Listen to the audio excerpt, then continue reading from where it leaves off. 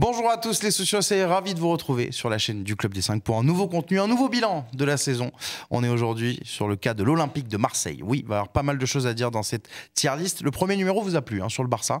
On va être à peu près dans le même acabit. Il va y avoir un peu de colère, un peu de déception à traiter aujourd'hui avec un beau plateau pour m'accompagner. Monsieur Najim Medini qui est là. Salut Sam, salut Yous, très content de faire une tier list. J'ai vu l'épisode avec Elton et avec Nico. J'ai hâte. Parce que tu vois, on peut aller un petit peu taquiner, on peut aller un petit peu chercher. On t'a pris pour le côté neutralité, toi, ce soir. Exactement, c'est le cas. C'est le cas. L'objectivité n'existe pas, mais en tout cas, on compte sur toi pour apporter un peu de mesure. Ne t'inquiète pas, je serai neutre, voilà. Complètement neutre. Moins d'émotion, peut-être, que notre invité qu'on est très content de recevoir pour la première fois au Club des 5, que j'imagine que beaucoup de supporters marseillais vont nous suivre, donc vous le suivez forcément, notamment pour les débriefs. C'est Yous qui est avec nous. Salut Samuel, salut Najim, ça fait plaisir d'être là, d'être assis sur une chaise. Ouais. Il y a des beaux noms qui se sont assis. C'est vrai. Un de pas plus, que, par exemple, Elton Mokolo, malheureusement, qui s'est assis, malheureusement. Celle-là, c'est celle d'Elton Mokolo. On peut pas tout avoir. Mais bon, c'est un grand nom aussi, mais voilà, il y a quand même mieux. Mais bon, on t'a quand même mis sur un petit trône. Ouais, je vois ça.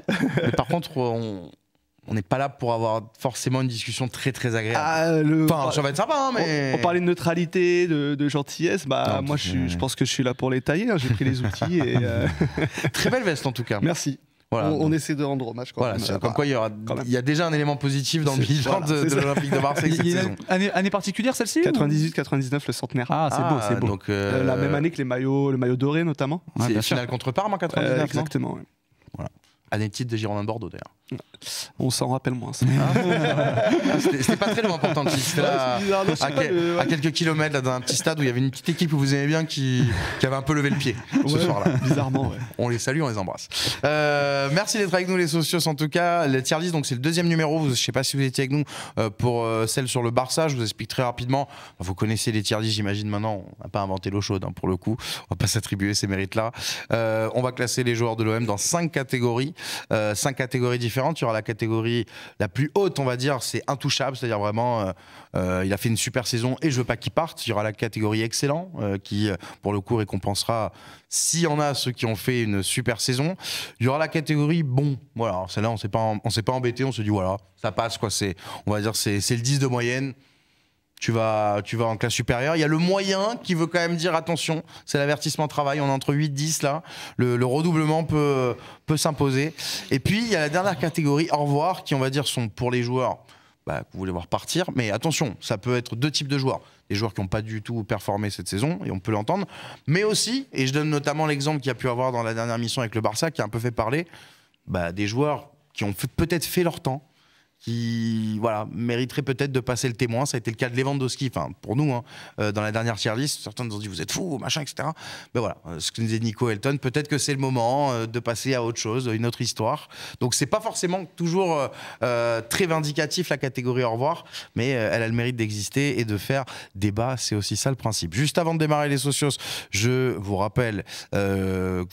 remercie plutôt nos partenaires historiques, bien sûr, Winamax et notre partenaire unbonmaillot.com. Vous pouvez d'ailleurs vous rendre sur le site avec le code promo CD5. Vous avez 10% pour prendre une petite box mystère pour l'Euro, notamment, pourquoi pas, ou pour fêter cette fin de saison des clubs.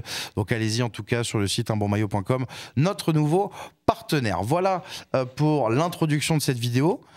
La semaine dernière sur le Barça, on a été un petit peu long, donc je vous propose qu'on rentre rapidement dans le vif du sujet.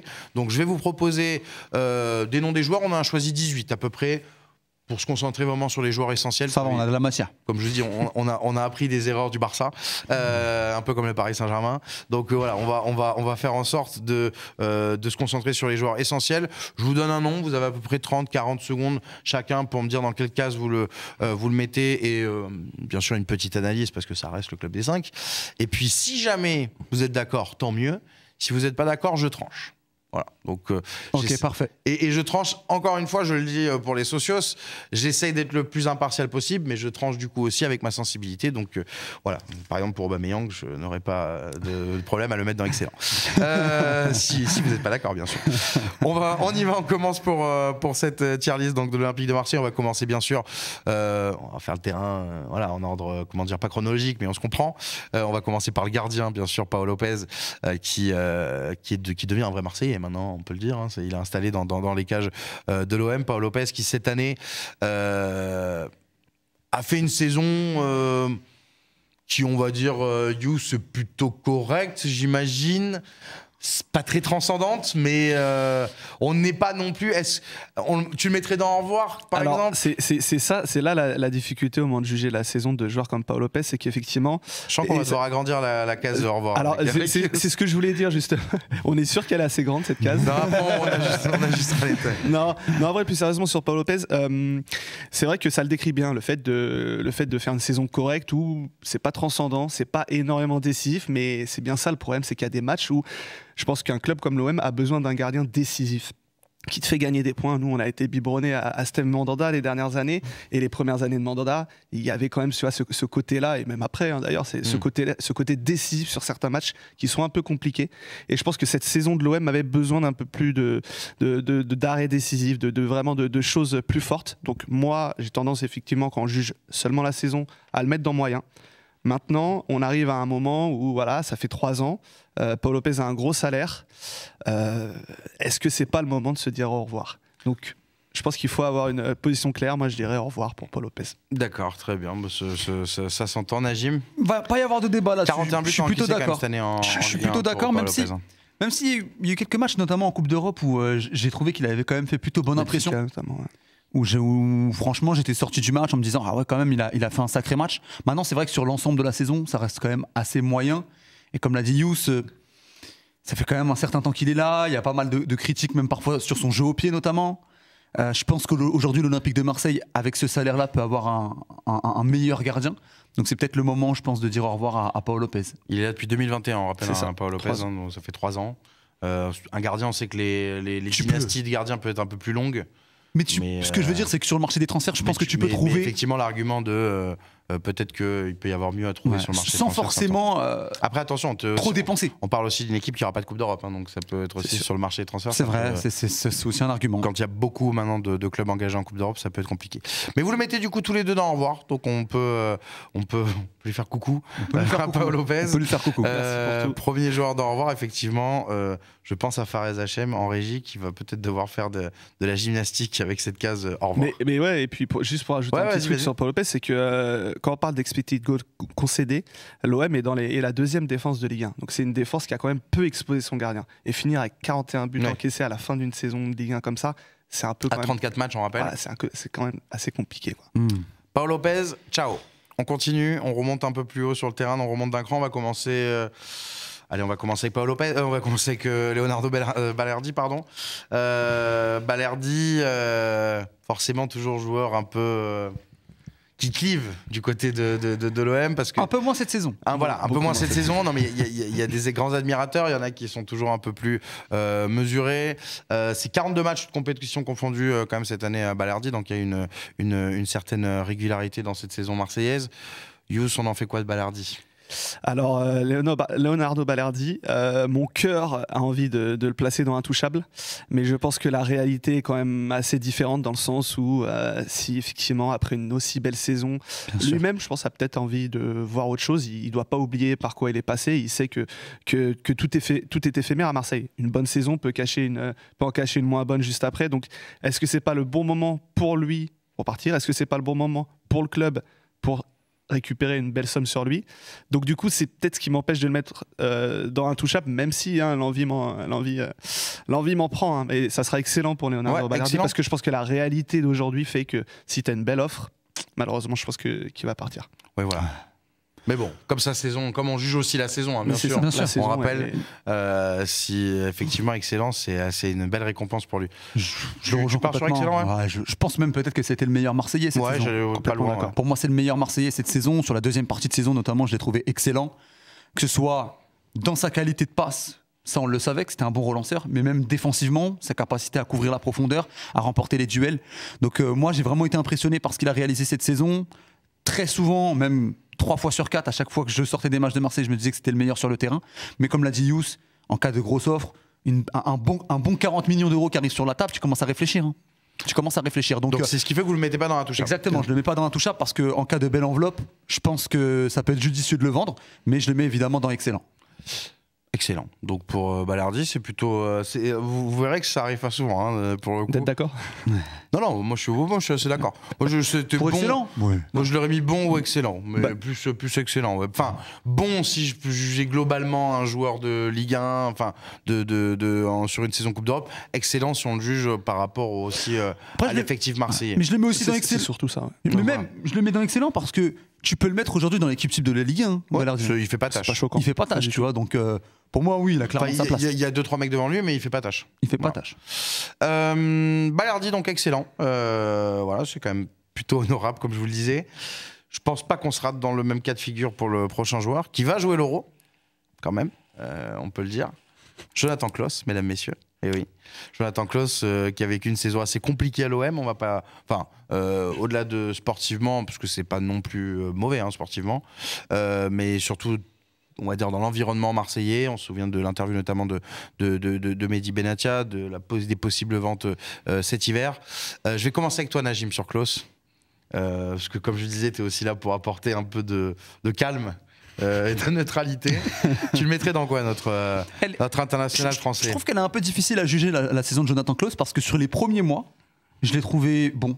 Franchement, j'ai trouvé même que c'était l'un des meilleurs Marseillais sur les 2-3 premiers mois. Il revient d'ailleurs en bleu grâce à ça. Exactement. J'ai aimé ce qu'il pouvait apporter sur son côté droit. Mais ensuite, j'ai trouvé que sur la deuxième partie de saison, là pour le coup, sur les joueurs à pointer du doigt, il en fait partie. Alors il y a eu peut-être l'arrivée de Mehdi Benassia, le fait que durant le mercato hivernal, il y a eu pas mal de tractations, il y a eu pas mal de choses qui se sont passées autour de Jonathan Klaus, ça a pu jouer. Moi, je faisais partie de ceux qui ne le voulaient même pas forcément dans la liste des 23, des 26 même, des 25. Des 25 pour l'Euro avec Didier Deschamps. Donc j'hésite entre moyen et au revoir. Mais allez, je vais le mettre dans... Je vais le mettre dans moyen parce que j'ai pas envie d'oublier en fait ces 2 premiers mois, mais la réalité, c'est que la suite de la saison n'est pas moyenne. Elle est même mauvaise. Et elle n'est pas très encourageante pour un hypothétique futur, effectivement. Aussi. Donc, allez, je vais le mettre dans moyen, mais je pourrais comprendre qu'on le mette dans au revoir. Yos. Je vais être d'accord avec lui. Cool. Je pense qu'il a. Parce que moi, je l'aurais mis dans moyen, tu vois. Ouais, en fait, je pense qu'il y a peut-être un orteil qui commence à rentrer dans la case au revoir et il résiste parce qu'en fait, il y a aussi la réalité. On parlait de réalité pour Leonardo Balerdi, il y a une réalité pour Jonathan Klaus, c'est qu'il lui reste plus qu'1 an de contrat et que du coup, ça rime normalement avec une prolongation ou un départ. Là, vu l'atmosphère, je le vois pas prolonger. Maintenant, on va rester sur le. Voilà, là, on est un peu dans la prospective. Après, ça dépend. Il te fait un bête d'euro. Ça peut aller très vite, c'est pour ça. Tu peux le prolonger. Tu peux lui mettre 2 ans. Hein. Et effectivement, son début de saison est bon, mais la suite est pas loin du catastrophique. Exactement. Il y a un moment où on se disait que c'était vraiment dommage que Murillo soit blessé. On se demandait est-ce qu'il en avait quelque chose à faire même. C'est ça. En fait. Il y a aussi il y a ce côté. Moi, c'est ça qui m'a le plus dérangé avec lui. Attitude. Voilà, sur le terrain, moi, un peu compliqué et surtout, Mehdi Benatia est arrivé en expliquant certaines choses sur l'à côté. Et sur le terrain, il a rien fait pour démentir ça. C'est aussi ça qui est un peu compliqué. Et surtout, moi, je trouve qu'il y avait un parallèle à faire avec ses prestations en équipe de France en termes d'attitude, de motivation. Il y avait vraiment 2 hommes différents quoi, sur le terrain. Et il y a encore quelques jours où il te déclare qu'il est dans un rêve éveillé d'être dans une liste de 25. Tu vois, quel est l'état d'esprit qu'il a. Voilà, Et puis, il est plus tout jeune, je crois, quand même, Jonathan Klaus. Il a la trentaine, je crois, si je vous dis pas de bêtises, 31, hein, effectivement. On pourrait penser qu'il en a 27, 28, mais non, tu vois. Oui, même qu'il en a 24, 25, parce qu'on le connaît depuis 3-4 ans. Exactement. Il a bourlingué en national. Bien sûr. Non, c'est un joueur atypique, comme dirait l'ami Stéphane Guy. Donc, effectivement, assez spécial. Moyen, donc, pour Jonathan Klaus. Vous voulez pas le tuer avant l'Euro, je comprends, les gars, c'est patriotique. On sait qu'il va regarder. C'est ça, exactement. Même si, moi j'espère que Jules Koundé va jouer, donc j'aurais pu le mettre dans au revoir en fait. Jonathan Klaus, donc moyen, on rappelle une saison, comme tu l'as dit Najim, en demi-teinte, avec quand même 43 matchs sous le maillot de l'OM, et 11 passes D. Voilà, 5 buts, 11 passes D. Voilà, c'est correct si on fait encore une fois le bulletin chiffré, si on creuse un peu plus sur le reste. Aux autres, quoi. Voilà, c'est ça. Exactement. Donc c'est toujours un peu compliqué de tuer des joueurs qui, même s'ils n'ont pas une bonne attitude, font une meilleure saison que les autres. On continue. Un autre Français, tiens, vice-capitaine de l'équipe, Monsieur Samuel Gigot. Qui veut commencer ? Je peux y aller. Samuel Gigot, par ses performances, il ne s'est pas forcément distingué cette saison. Il y a eu pas mal de matchs où il est passé à côté. Maintenant, clairement, le statut, comme tu dis, c'est un vice-capitaine. C'est quelqu'un qui est un peu à l'image de ce club. Les supporters se reconnaissent en lui. Et au final, c'est normalement le 4e nom de la liste quand il s'agit de faire une liste de défenseurs centraux. Donc, quand tu prends ça en compte, ça mérite pas une case au revoir. Maintenant, la saison, pour moi, elle n'a pas été au niveau, celle de Samuel Gigot. Maintenant, est-ce que c'était à lui de tirer l'équipe vers le haut ? Pas sûr. Il mérite clairement pas la case bon. Il mérite clairement pas la case au revoir parce qu'il n'est pas forcément dérangeant au vu de son statut, son salaire et ce qu'il peut apporter au groupe. Donc, on va dire un moyen, sans trop d'hésitation pour Samuel Gigot. Ouais. Les arguments sont plutôt bons, hein, je vais pas le paraphraser. Ouais, c'est ce à quoi j'ai pensé dès le départ. Ouais, moyen pour Samuel Gigot par rapport à son statut, par rapport à ce qu'on attend de lui. Je l'ai trouvé peut-être meilleur quand même l'an passé. Ouais, j'ai trouvé quand même meilleur l'an passé, mais je le mettrais dans moyen. Moyen, donc pour Samuel Gigot, une 30aine de matchs avec l'OM cette saison. Débute quand même, hein, pour le coup. C'est aussi ça qui sauve un peu parfois l'image qu'on a de Samuel Gigot, c'est qu'il y a des petits buts un peu qui restent dans des grands moments, donc ça comment dire, ça éclaircit un petit peu le bilan. On va passer à la justice de Dieu, les amis. Monsieur Chancel Mbemba, le capi de la RDC, bien sûr, qui a été absent en une petite partie de la saison, donc justement pour aller disputer la CAN, une absence qui s'est forcément fait ressentir aussi. Un joueur qui est capable de nous mettre des buts incroyables en demi-finale de Coupe d'Europe, mais qui peut aussi péter des câbles à certains moments. Chancel Mbemba, j'imagine qu'on est plutôt dans le haut de la tier list quand même, Youss. Ouais, alors Chancel Mbemba, moi je l'ai trouvé un peu en dessous de l'année dernière. Maintenant, c'est un peu aussi en lien avec la qualité de l'équipe globale et collectivement ce qu'a réussi à faire l'OM. Maintenant, effectivement, Chancel Mbemba, par son profil, et voilà, c'est un joueur qui est assez saisissant, balle au pied, il est capable de choses qui sont assez incroyables. Et puis défensivement, ça reste l'assurance tout risque pour le coup. Puis des buts, on parle des buts, hein, c'est un nombre de buts incalculable encore en Ligue Europa quand on a suivi cette fin de saison. Moi, j'ai envie de le mettre bon parce que je pense qu'il peut faire beaucoup mieux. Il y a eu quelques absences. Maintenant, clairement, c'est une bonne saison de Chancel Mbemba, même s'il y a eu des petits moments de moins bien. Est-ce qu'il n'est pas dans Intouchable, Najim? J'y ai pensé. J'y ai pensé parce que ça reste quand même un leader. Chancel Mbemba, en termes de personnalité, ça reste quand même le leader de la défense, même si j'ai trouvé que la saison de Balerdi était meilleure. Maintenant, il a quel âge, Mbemba? 34? Non. Enfin, il a même pas 30 ans, Chancel Mbemba. Ah ouais? Oui. Je pensais qu'il en avait 31. Je pensais qu'il en avait 31. Non, 34, je trollais évidemment. Oui. Ah d'accord, ok. Intouchable, ça pourrait rentrer là-dedans. Hein. Tu sais, je vais te laisser trancher. Je vais le mettre dans Intouchable dans le sens où je considère que son statut, aujourd'hui, tu peux pas vraiment t'en séparer. Parce que si tu t'en sépares, autant Balerdi, s'il y a une grosse offre, je pense que c'est le bon moment pour le vendre. Autant Mbemba, je pense qu'il va pas y avoir forcément de très grosses offres qui vont arriver sur la table. Je pense que c'est un joueur dont tu as besoin pour stabiliser ta défense. Maintenant, sur l'analyse de la saison, exactement. Je suis d'accord avec Youss. C'est-à-dire que moi, j'ai considéré que ces 2 premiers mois étaient en dessous. Vraiment en dessous. J'ai en tête sur les premiers mois, sur les premiers matchs de l'Olympique de Marseille, des erreurs à Mbemba qui était un petit peu en dedans. Et j'ai trouvé qu'il est monté en puissance. Et sur la deuxième partie de saison, j'ai trouvé peut-être pas à son meilleur niveau, mais à un très bon niveau, notamment à son retour de la CAN. Donc je vais le mettre dans Intouchable par rapport aux raisons que j'ai évoquées. Ok, moi je suis d'accord avec Youss aussi sur l'analyse. Je vais trancher en ta faveur, Najim, pour la simple et bonne raison qu'il y a une CAN dans 1 an et que je pense que du coup, il a aussi un devoir de performance pour pouvoir rester au niveau. Il y a la CAN, il y a la Coupe du Monde qui arrive où le Congo éventuellement peut avoir une chance d'être dans les 9+1 qualifiés de la zone Afrique. Donc je le garde dans Intouchable parce que je pense qu'il fera du bien à l'OM. Et vu que pour l'instant on n'a pas encore mis de joueurs dans Intouchable, si on doit s'appuyer, je pense, sur un mec l'an prochain, ça me dérange pas de le voir. Pas déconnant. Ça me dérange pas de le voir là. Je pense que malheureusement le club va écouter les offres, mais si on devait juger, moi je suis d'accord. Je pense que par son rôle, même son profil, hein, on l'a vu parfois limite jouer arrière droit sur certains matchs au début de Jean-Louis Gasset. Et voilà, c'est quelqu'un qui est pas embêté avec le ballon et puis qui apporte énormément de choses. Donc évidemment, l'intouchable me dérange pas, même si effectivement moi je l'ai mis dans bon. Non mais ça, c'est les deux se comprennent. Les deux se comprennent, pardon. Mais bon, voilà. Tout va bien. On va aller vers une recrue maintenant de l'intersaison. C'est notre ami Quentin Merlin Du mercato hivernal, pardon. Quentin Merlin qui a débarqué du FC Nantes pour jouer à ce fameux poste de latéral gauche compliqué du côté de Marseille. Forcément, j'imagine, il n'est pas dans au revoir, bien sûr. Non. On le met dans quoi? Plutôt bon, Quentin Merlin? Plutôt encourageant, on va dire? Tu vois, il manque une case. Ouais. Il manque peut-être une ligne. Bon, ça peut être, on va dire, encourageant. Ouais, alors je vais le mettre dans bon. Mais effectivement, Ça pourrait c'est être peut-être un moyen. petit bon parce que Ouais. je pense qu'il va. Et puis, c'est le contexte qui fait ça. Il arrive en cours des saisons. Ça aurait été un gentil bon ou un méchant moyen, quoi. Voilà, c'est ça. Voilà. C'est exactement ça, dans le sens où il a même pas fait 6 mois, hein, parce qu'il arrive en janvier, la saison se finit en mai. Donc voilà, c'est 4 mois de jeu dans un contexte pas facile. On ne l'a pas rappelé, mais je pense que tout le monde est au courant du contexte à l'OM cette saison-là. Donc c'est un bon parce que je pense qu'il peut faire mieux.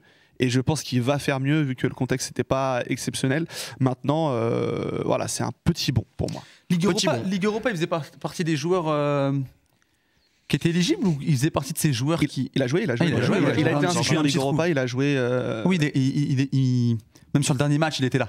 C'était C'est les ça. avant que Nantes jouait Enfin, même cette règle n'existe plus d'ailleurs. Non, parce qu'il y avait pas mal de joueurs qui étaient Oui, non oui, qui étaient éligibles non sur la éligibles, deuxième ouais, partie de ouais, saison ouais, du côté de exactement. l'Olympique de Marseille. Donc, je me posais la question. Moi, je le mettrais aussi dans bon. Je le mettrais aussi dans bon.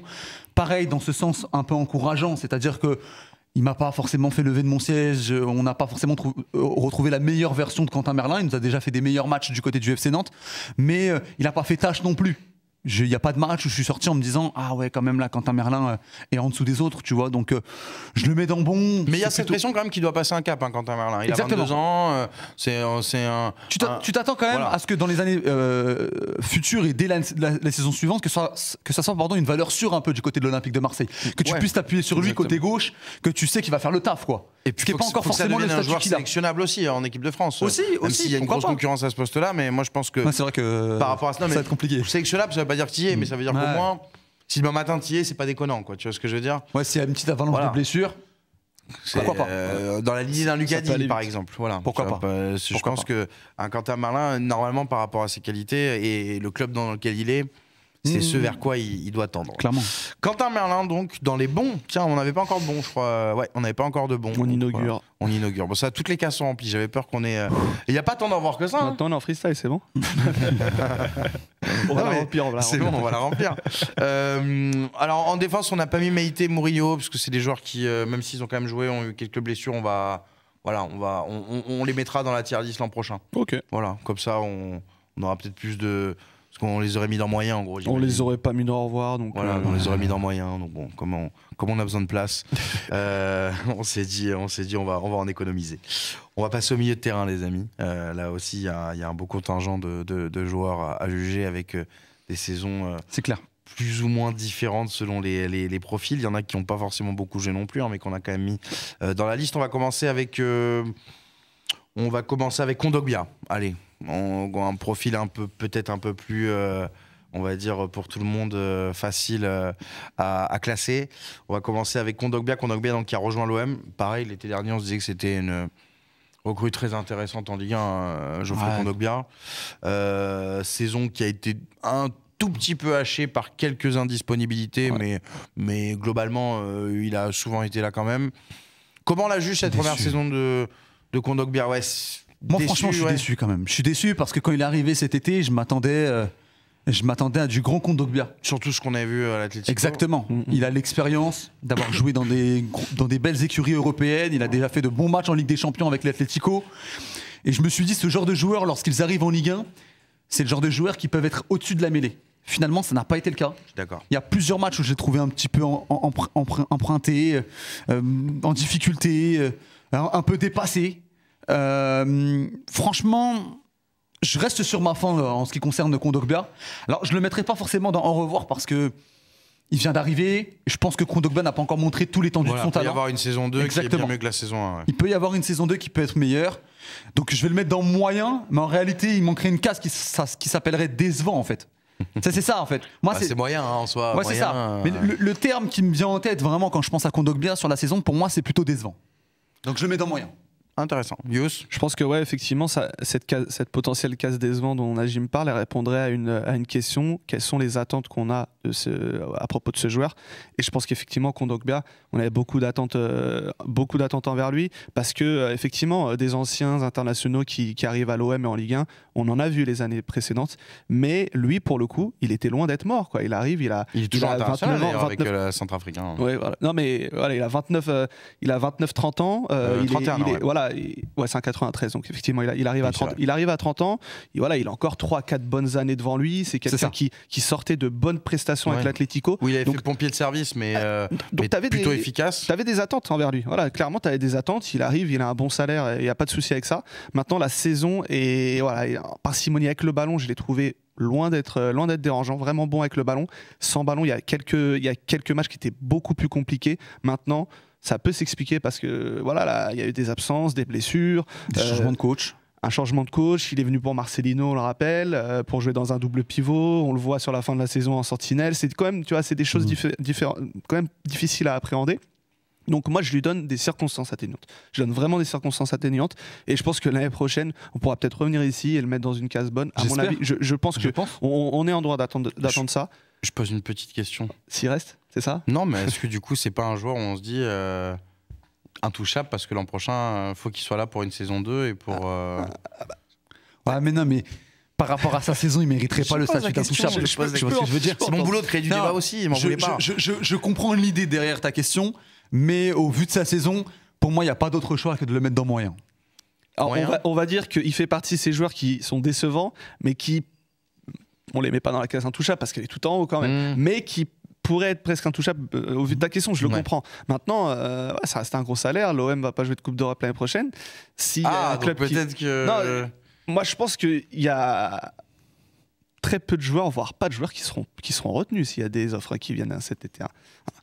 Bon, après une saison comme ça, à 30 ans, c'est plus compliqué. Non, mais il y a 31 ans, il y a moins mais j'entends le intouchable. Ou peut-être une offre saoudienne.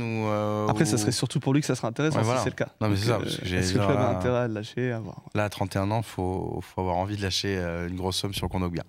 Kondogbia moyen? Allez, vous avez tranché tous les deux. Moi, je ne suis là que pour poser des questions. Donc, 31 ans pour Kondogbia, comme on le disait. 41 matchs cette année avec l'OM. Et donc, un statut moyen pour un joueur qui a été décevant. J'ai bien compris votre avis. Continuons au milieu de terrain. On va parler d'Amin Harit.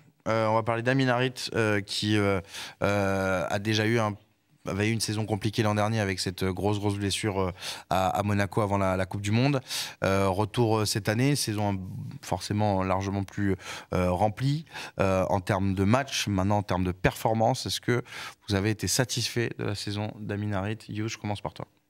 Pas du tout. La frustration, c'est un peu le mot qui me vient en tête quand je pense à Amin Harit, capable de tout ce qui se passe avant la prise de balle et au moment de la prise de balle de top niveau. C'est vraiment, voilà, je pense qu'il y a peu de joueurs dans ces effectifs, et même en Ligue 1, qui sont capables de faire des prises de balles pareilles.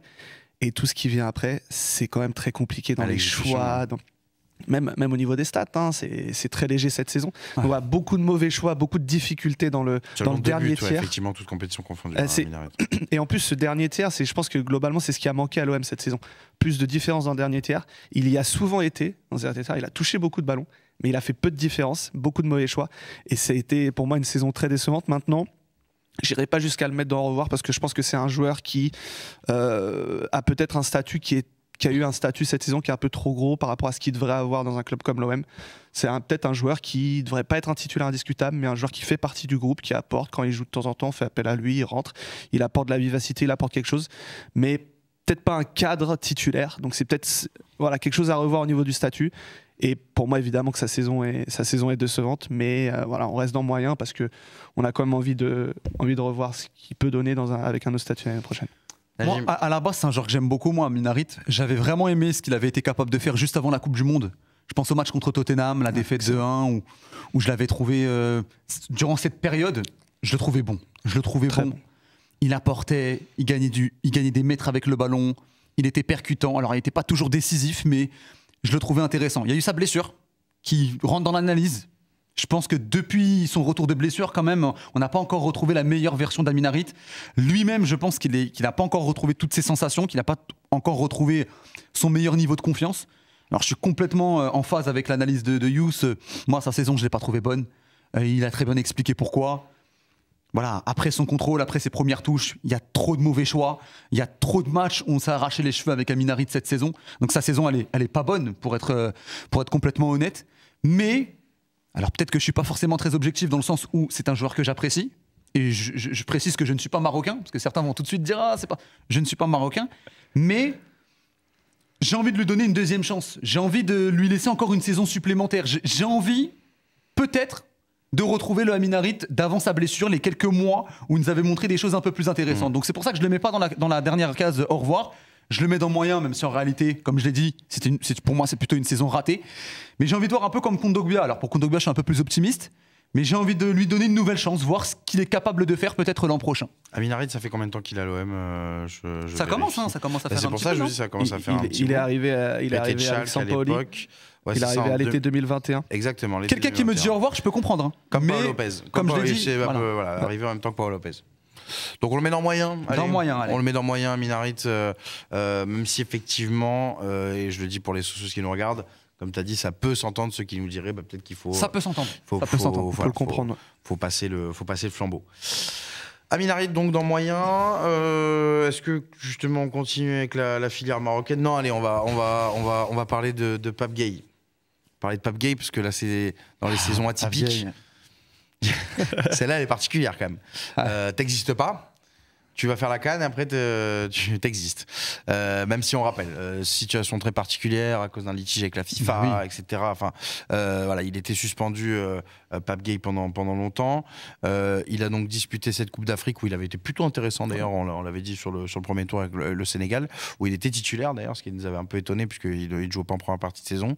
Et donc, à retour après la CAN, donc pour le coup, il a pu disputer une quinzaine, vingtaine de matchs avec l'OM, où il a pu jouer avec Gasset notamment. Comment, c'est très compliqué, j'imagine, d'avoir un avis catégorique sur sa saison. Il y a quand même quelque chose qui se détache pour moi. Ah ouais, Youss? Malheureusement, ça va être au revoir parce qu'il ne voit pas comment il peut rester. Hein. Malheureusement, voilà, au vu de la situation, il est en fin de contrat. Comme tu dis, il y a eu des problèmes au début de saison où il n'existait pas. Puis après, il a montré que, je pense que Jean-Louis Gasset, il l'a remercié d'ailleurs à plusieurs reprises. Et ça, je voudrais le souligner. Pape Gueye, c'est vraiment un vrai bon gars. Il n'y a qu'à voir ses déclarations, notamment à la fin de la saison, de dire que sa première pensée, c'est Jean-Louis Gasset qui l'a peut-être donné une deuxième vie dans cette OM-là. Pourquoi? Parce que sportivement, il a quand même montré que voilà, des recrues comme Jean Onana n'étaient pas forcément au niveau et que lui, même s'il part 6 mois après, sportivement, en sentinelle, tu fais difficilement mieux dans cet effectif. Maintenant, il y a eu des vrais bons matchs de Pape Gueye. Franchement, il y a eu des vrais bons matchs. Même s'il part, on peut quand même le mettre dans bon. Hein. C'est pas interdit, les amis. Hein. Je sais pas. Voilà, il a existé que quelques mois dans la saison. Il n'a pas joué en Ligue Europa parce qu'il n'était pas inscrit. J'ai du mal à le mettre dans une case bon. Maintenant, j'ai pas grand chose à lui reprocher moi sur sa saison. Hein, c'est ça. Quand à défaut de pouvoir ressortir énormément de choses positives, qu'est-ce que tu peux lui reprocher? Pas moi. Rien. Donc au revoir, mais avec un petit câlin, quoi. Un gros câlin. C'est exactement ça. Déjà, je te rejoins sur le fait que ça a l'air d'être un super gars. Moi, sur le terrain, je l'ai trouvé pareil, plutôt bon lorsqu'il a joué, même si, encore une fois, il n'a pas énormément joué. Donc oui, sur la saison, on pourrait limite le mettre bon, mais que ce soit pour l'OM ou pour Pape Gueye, qui lui, de toute manière, ne veut pas prolonger. Oui. Ça parlait de Villarreal, je ne sais pas si c'est toujours en cours. Pas plus d'infos que ça, mais si ça va à Villarreal, tu peux pas lui en vouloir de partir à Villarreal, quoi. Oui. Tu vois ce que je veux dire? Il va partir dans un club de Liga qui joue parfois la Ligue des Champions, qui est dans un football qui, je pense, peut lui convenir. Lui, il a cette envie également de partir à l'étranger et de tenter un nouveau challenge.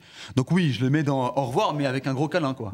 C'est pas un au revoir méchant. 5 ans qu'il est là, Pape. 5 ans qu'il est là, il s'est jamais imposé. On lui a jamais permis. 2019, il arrive libre avec le Havre, avec Watford.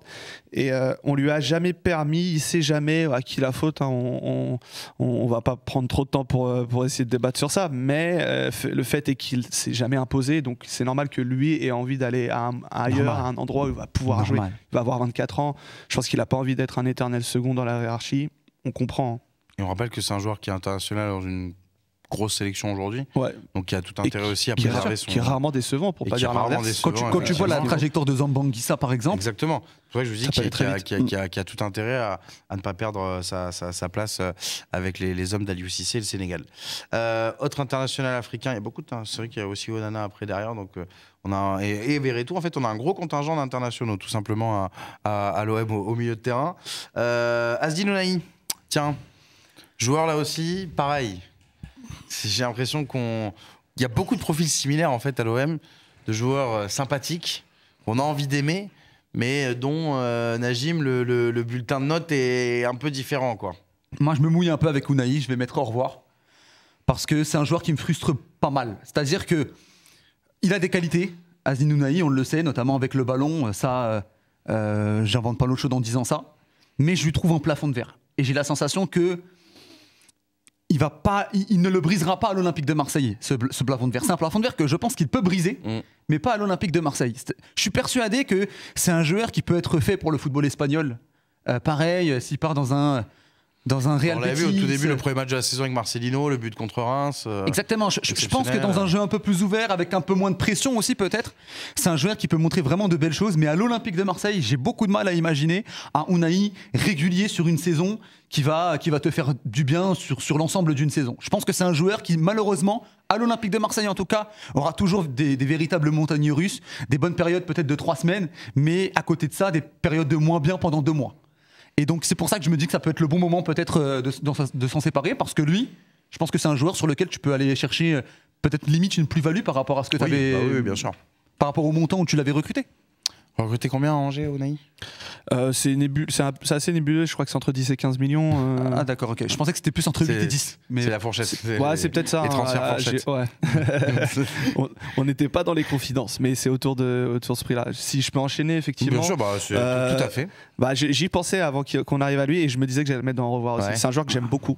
Avant qu'il arrive à l'OM, et puis forcément voilà, je pense que Najim, on a un peu la même sensibilité, on a vu ce qu'il est capable de faire quand il y a le ballon dans ses pieds. Bien sûr. Mais il y a quand même cette impression avec Azdin, c'est que on a quand même l'impression qu'il est pas au bon endroit en fait. Dans cet OM là, on a l'impression qu'il est pas trop à sa place, qu'il est pas là où il faudrait pour lui. Et je pense que même voilà, sur le terrain, il y a eu des vrais bons matchs de la part d'Ounahi. Il y a même des matchs où l'OM avait besoin d'un mec capable de tenir le ballon. Lui, il a cette capacité-là. Et parfois l'OM en manquait. Mais peut-être que cet OM n'était pas prêt pour accueillir ce joueur-là. Lui-même n'était peut-être pas prêt pour l'OM. Maintenant, on lui souhaite de se régaler en Espagne ou ailleurs. Je pense qu'il a totalement le profil pour. Et puis, il arrive quand même avec un salaire assez intéressant. Je pense qu'il peut pas rester dans ce rôle-là de joueur sur qui on compte de temps en temps. C'est ça. Et il y a aussi un truc, c'est que je pense que clairement il y a une bonne partie des supporters marseillais qui n'y arrivent plus avec lui parce qu'il a quand même un body language qui est assez particulier. Le nonchalant quoi. C'est ça, c'est un peu ce type de joueur nonchalant et je pense que c'est vraiment un type de profil qui est compliqué à Marseille. Et si tu commences à pas t'imposer dans ces moments-là, ça devient très dur de renverser la vapeur. Au revoir Azdin, et voilà, moi je t'aimais bien et on te suivra quand même. On petit ira. câlin quand même alors du coup. Un petit câlin, voilà. Pour Pape c'était un gros câlin, pour Azdin c'est un petit câlin et on suivra là où il ira. Parce que... Tu vois, autant je laisse... J'ai un peu plus d'espoir pour Harit sur une deuxième saison où je me dis, enfin sur une deuxième saison non parce que c'est pas sa deuxième saison mais vous m'avez compris. Voilà, j'ai envie de voir un peu plus Harit parce qu'il m'a montré quand même des choses à Harit un peu plus élevées qu'Ounahi. Et puis en fonction du coach qui peut arriver, aussi. Contre Cessao, un truc comme ça peut... Ounahi j'ai un peu plus de mal à l'imaginer, comme je disais tout à l'heure, régulier sur une saison donc... Ouais, un petit câlin, au revoir, et oui, on le suivra parce que, comme je l'ai dit, je pense que c'est un joueur, par contre, qui peut s'épanouir ailleurs. Il peut aller au PSG, puisque Luis Enrique avait été impressionné pendant la Coupe du Monde. Je ne conseille pas non plus. Ouais. Je veux dire que c'est pas le move le plus sécure en France. Exactement. Donc, Azdin Ounahi qui, au revoir, donc dans la catégorie au revoir. Elle n'est pas si remplie que ça en vrai. Hein. Ça va. Parce que là, on est quasiment. Enfin, on est à plus de la moitié même, et franchement, je m'attendais à pire. Je m'attendais vraiment à ce qu'on doit agrandir, tout ça, etc. Non, c'est bon, tout va bien. Mais ça arrive peut-être, qui sait. Je pense d'ailleurs, sans vouloir porter la poisse. Jean Onana. Jean Onana particulier, recruté au Beşiktaş en janvier, qui avait joué à Lens la saison d'avant, qui avait a eu beaucoup de temps de jeu, mais qui avait quand même un peu enchaîné sur la fin de saison des matchs plutôt intéressants. L'année d'avant, c'était à Bordeaux, c'était après pareil. Il y a eu quelques bons matchs, mais c'était pas transcendant non plus. Ça manquait de régularité, il devait l'avoir cette année à l'OM. Bon, voilà, Youss, on n'a pas sauté au plafond, quoi. Jorna, je pense que c'est le premier joueur qui était dans la catégorie 6 mois avant qu'on fasse la tier list. On savait qu'il venait et qu'il allait pas s'éterniser. Il est venu pour... c'est un intérimaire qui est venu pour sauver le club parce qu'il fallait mettre 11 joueurs sur le terrain à un moment donné. Ouais. Et je pense que le directeur sportif, quand il le recrute, il sait très bien qu'il ne va pas s'éterniser, Jean Onana. Et par ses performances, on comprend qu'il ne va pas s'éterniser non plus. Donc, mais tu fais bien de le dire parce que c'est pas un as. Et il y a et effectivement, tu parles de Bordeaux. Moi, je me rappelle d'un Bordeaux-Monaco il y a 2 ans où j'y étais allé au stade à l'époque où Bordeaux jouait encore à un niveau professionnel.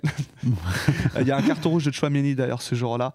Ah, pour Monaco, tout à fait. Ouais, exactement, il jouait à Monaco. Et Onana était de ceux qui m'avaient qui avaient attiré l'œil sans en faire un phénomène. Mais voilà, la preuve que sur certains matchs, il pouvait quand même montrer un peu le niveau de jeu. Même techniquement, c'est pas mauvais à la base. Mais bon. L'OM, ça n'a pas. Voilà, clairement, au revoir Jean et bonne chance pour la suite. Je sais pas où, mais peut-être à Bordeaux, dans un. Ah bah pourquoi pas. Alors, en espérant que ça soit en Ligue 2. Tu sais que ça m'a fait beaucoup rire parce que quand Marseille recrute Jean Onana cet hiver, il y avait la rumeur Bordeaux et Saint-Etienne. Et je me suis dit, mais attends, comment le mec en une semaine a pu passer du 14e de Ligue 2 à un club qui va jouer les phases finales de Coupe d'Europe? J'avais eu du mal à saisir le grand écart. Mais à Bordeaux, je le prends tous les jours. Mais je vais pas paraphraser, je suis complètement d'accord avec ce qu'il a dit. Au revoir. Et par rapport au fait que il est venu parce qu'il y avait beaucoup de joueurs qui étaient partis à la CAN, il y avait des blessés à ce moment-là, il fallait faire le nombre. Mais on savait que lui-même qu'il n'était pas allé à la CAN alors qu'il était pendant longtemps dans la sélection de Rigoberto. Tu vois, donc oui, au revoir. Allez, on n'a pas passé beaucoup de temps. Ouais. Jean Onana, retour. Tu vas se remplir. Mais il est prêté, non, de toute façon, à l'OM. Ah oui, il était c'est pour ça que je te dis, là, je pense qu'il est même plus à Marseille, là, en ce moment. Oui, le pauvre, pour le coup, ces derniers jours à Marseille n'ont pas été de tout repos, effectivement. Courage à lui. Passons au dernier milieu de terrain, qu'on va évoquer ensemble. Un ex-international français, je sais pas comment faut le dire. Monsieur Jordan Verretou. Jordan Verretou, alors... Saison intéressante à analyser, je trouve. Attention sur le ex, ça va peut-être mal vieillir en fonction de quel moment la vidéo sort. Ça sort mercredi, c'est vrai qu'il suffit. Mercredi, les bleus jouent, il suffit qu'il y a un mec qui se pète au milieu, ouais, c'est vrai. Donc le futur ex champion d'Europe. Je pense que ça va aller, c'est déjà prêt au cas où. Ouais, c'est vrai. Deschamps l'a dit. C'est ce que Deschamps a dit qu'il devait se tenir prêt. Il est comme ça d'entrée.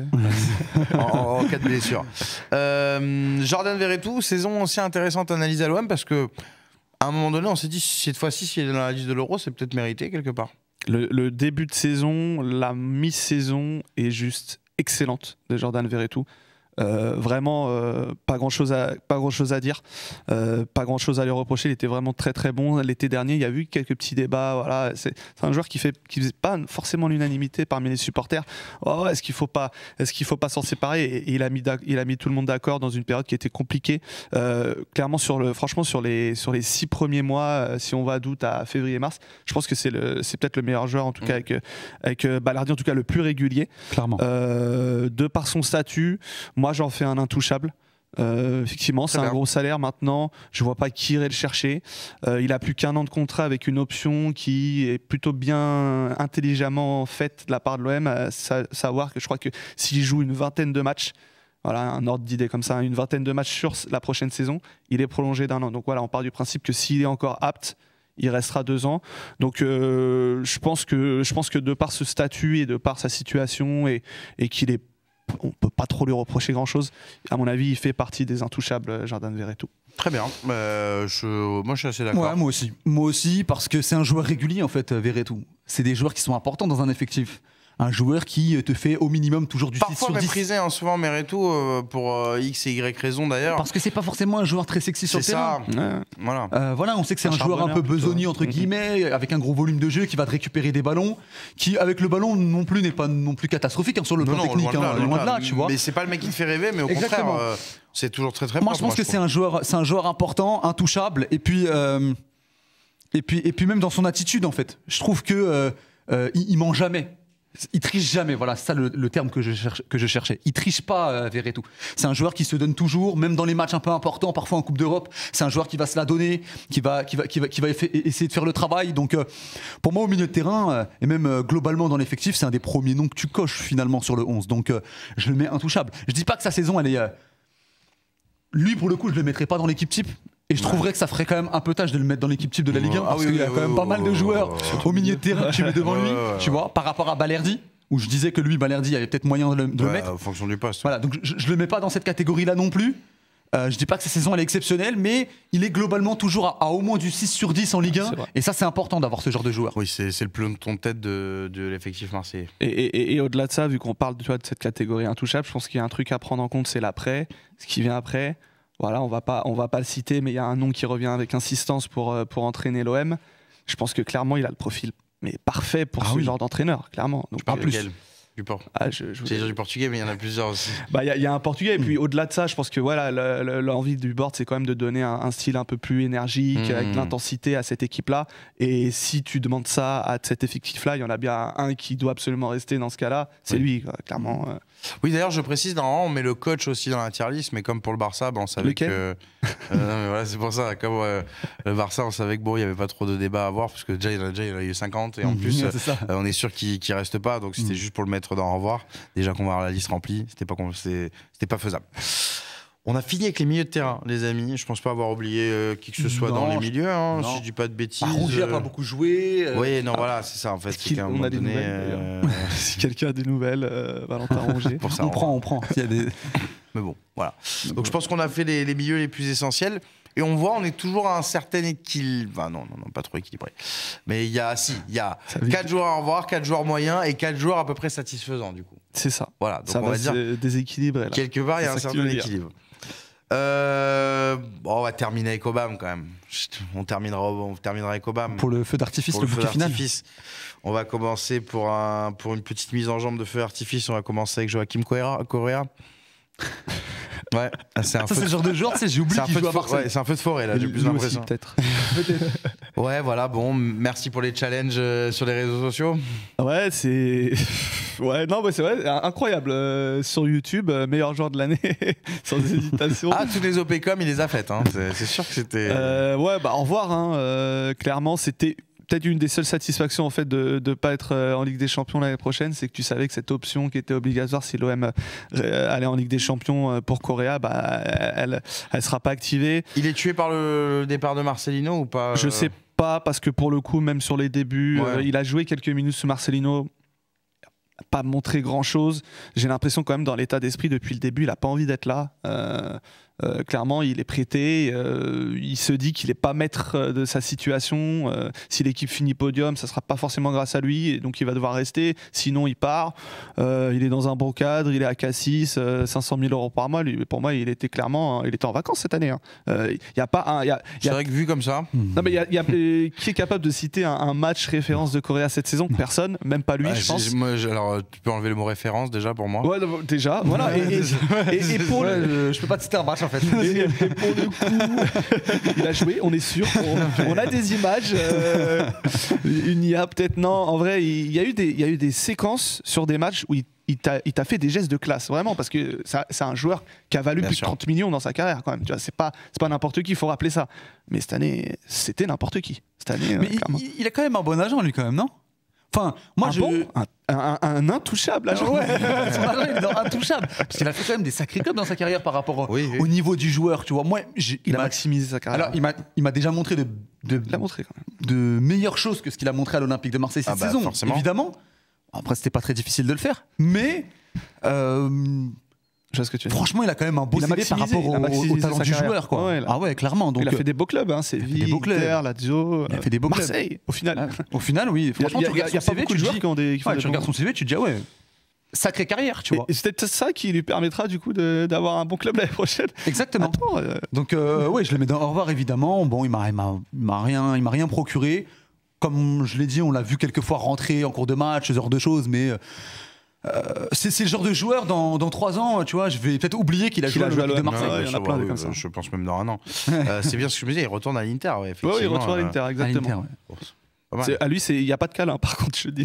Il y a pas non, il y a même un petit poignet de main quand même. Ouais, quand même, Allez. une poignée de main parce qu'on est respectueux. Parce qu'on On lui est donne bien. le petit doigt. Parce qu'on est bien élevé, voilà. Donc Joachim Correa, bien sûr, dans les au revoir, mais ça, je suis pas surpris. Luis Enrique, tiens. Je pense que c'est un joueur qui aurait été dans les au revoir la saison précédente. Je pensais que t'allais pas le mettre dans la liste, tu vois. Ouais, Bah, on Mais a je suis content hésité que tu l'aies parce mis. que, voilà, quand même. c'est bien.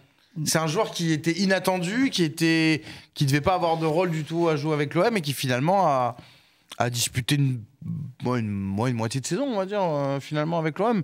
Et Il revient en janvier, ouais. c'est plutôt correct. C'est lequel le match retour où il rentre? C'est Benfica, où il est exceptionnel. Ouais.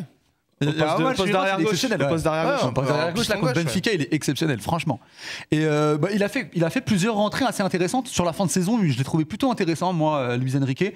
On a souvent été sévère avec lui à juste titre parce qu'il nous a pas montré Bah, grand-chose. il a jamais explosé à l'OM. ça, c'est Exactement. sûr. Mais j'ai envie de le mettre dans le bon.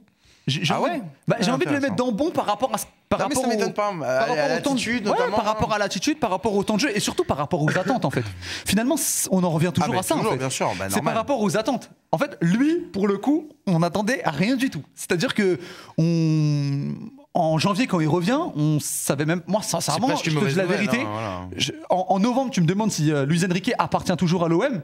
Je peux te répondre, bah non, je pense qu'il appartient plus à l'OM, tu vois. J'aurais pu te répondre ça, tu vois. Et finalement, le gars. Bah, il termine la saison, ça a plutôt été une satisfaction. Moi, sincèrement, il m'a fait lever de mon siège sur le match retour contre Benfica, où son entrée, je l'avais trouvé vraiment excellente. J'ai envie de le mettre dans le bon, j'ai envie de le féliciter par rapport à ça. Et ben, je vais aller dans son sens. Non, Ok, clairement. je me suis dit, peut-être que Youss non, va franchement, quand même le mettre dans moyen pour la globalité, mais c'est Bah intéressant. non, parce que il arrive en janvier sans trop de prétention. C'est Au ça. final, il allait par. Ah, t'es là toi. Bon, vas-y, tu sais quoi, on va t'essayer. Il manque quelqu'un, on va voir. Finalement, bah. Voilà, plus haut sur le terrain, c'était pas fou. Voilà, tu voyais qu'il avait toujours un peu de mal. Et il a été reculé. Voilà, il a joué piston dans un 3-5-2. Il a joué même voilà, contre Benfica. T'as une défense à 4 et il rentre arrière gauche et il fait une rentrée de fou. Et il a eu ses performances super intéressantes dans ce rôle un peu plus reculé. Et je pense que clairement, il y a peut-être un truc à creuser pour la suite de sa carrière. Il arrive en 2020 à l'OM. Ouais, il arrive très jeune. Ah, non, Il arrive très jeune. Non, Moi, mais je me souviens de Luis Enrique, mais je pensais pas que c'était il y a 4 ans déjà. Il arrive très jeune, fallait de la patience avec ce joueur. Il revenait d'un prêt où il avait montré quelques petites choses à Botafogo, Oui. qui n'avait pas choisi de le garder parce que je pense que c'était trop cher. Donc il méritait peut-être un peu sa chance. Il l'a eu au vu de la situation de l'OM. C'est aussi ce genre de joueur qui a su profiter du marasme pour Du chaos, tirer un son peu, épingle du jeu. Donc on juge par rapport au global. Moi, j'ai pas envie de le mettre dans la même case que certains qu'on a mis dans moyen. Ouais, exactement. Et je pense qu'au vu des attentes qu'on avait de lui, il mérite un petit bon, comme tu dis, il nous a fait lever notre siège. Donc Luis Enrique, bon et curiosité. Voilà. Ouais, Qu'est-ce c'est ça. que- à la suite, On a envie de voir ce que ça peut donner. Ouais, ouais. Non, mais c'est vrai. Carrément. Et sur le principe, il lui reste combien de temps de contrat? Alors, j'ai pas son contrat sous les yeux. j'essaie de le 2009, il doit chercher. lui rester 2 ans, je pense. Ouais, bon, bah, c'est. Limite, Ou un j'étais an. un peu frustré qu'il rentre pas plus tôt Ouais, à l'aller franchement. contre l'Atalanta. Oui. Il est rentré un peu tard, je trouve. Ouais. Par rapport à ce qu'il avait montré juste avant, j'espérais qu'il rentre un peu Il plus aurait tôt, pu tu vois. rentrer plus tôt. je suis d'accord avec toi. C'est pour dire. Bon. En tout cas, Luis Enrique, bah, c'est la bonne surprise. C'est pour ça qu'il est dans les bons de cette fin de C'est saison. ça, voilà, c'est bon. Exactement. Bonne surprise, voilà, ça commence par bon, c'est ça. En fait, on va renommer à chaque fois pour, C'est vrai, ouais. moyennement décevant.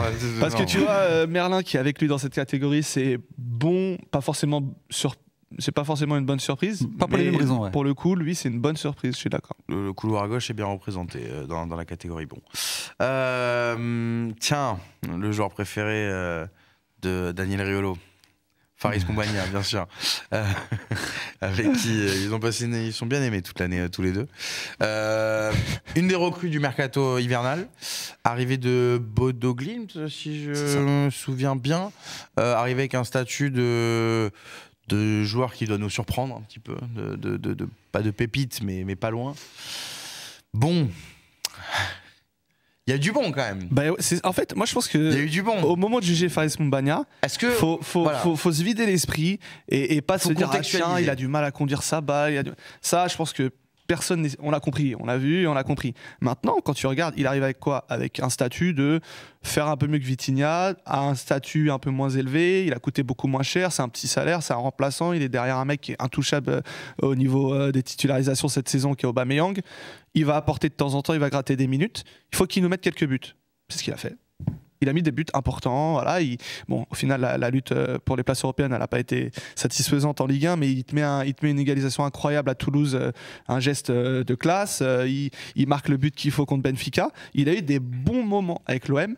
Effectivement, il y a ses limites. Moi, j'ai pas envie trop de m'attarder sur ça au moment de le juger. Et je pense que dans ce rôle de super sub, et clairement avec un coach où il sera mieux utilisé, je pense, tu vois, un attaquant qui va mettre la pression sur la ligne adverse, qui va être trouvé dans la surface. Je pense qu'il peut rendre des services à cette équipe de l'OM. Il ne sera pas un titulaire. Et cette saison, je ne vais pas le mettre bon quand même. Voilà. On en vient au plus important. Je ne vais pas le mettre dans la case bon. Parce que là, tu as donné tous les arguments pour le mettre dans bon. Non, simplement, c'est plutôt des arguments pour un peu contrer, parce que je sais qu'il y a un peu de bashing sur mon Bagna.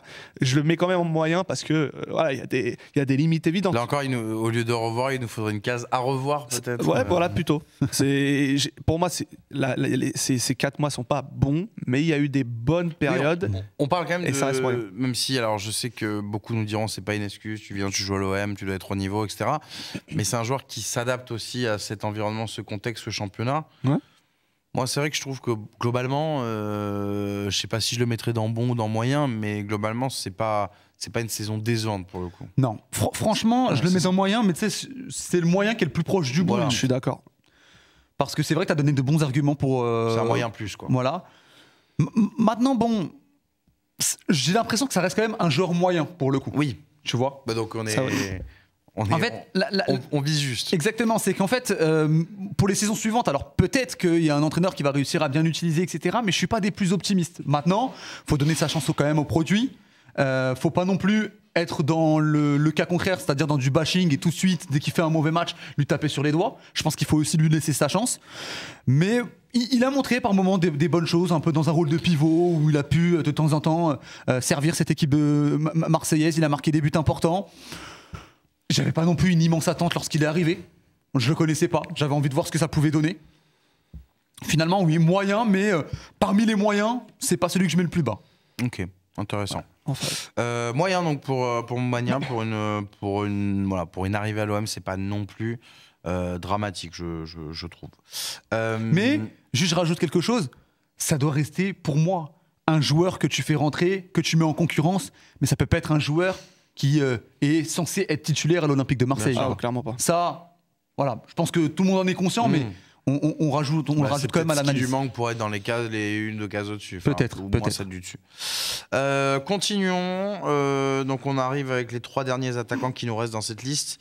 2 Sénégalais, 1 Gabonais. On va faire les 2 Sénégalais d'abord. On terminera par notre cher Pierre-Emerick Aubameyang pour terminer. Commençons par Ismaïla Sarr. Ismaïla Sarr. Je vois le sourire de Youss. Pas le sourire, on va dire l'expression.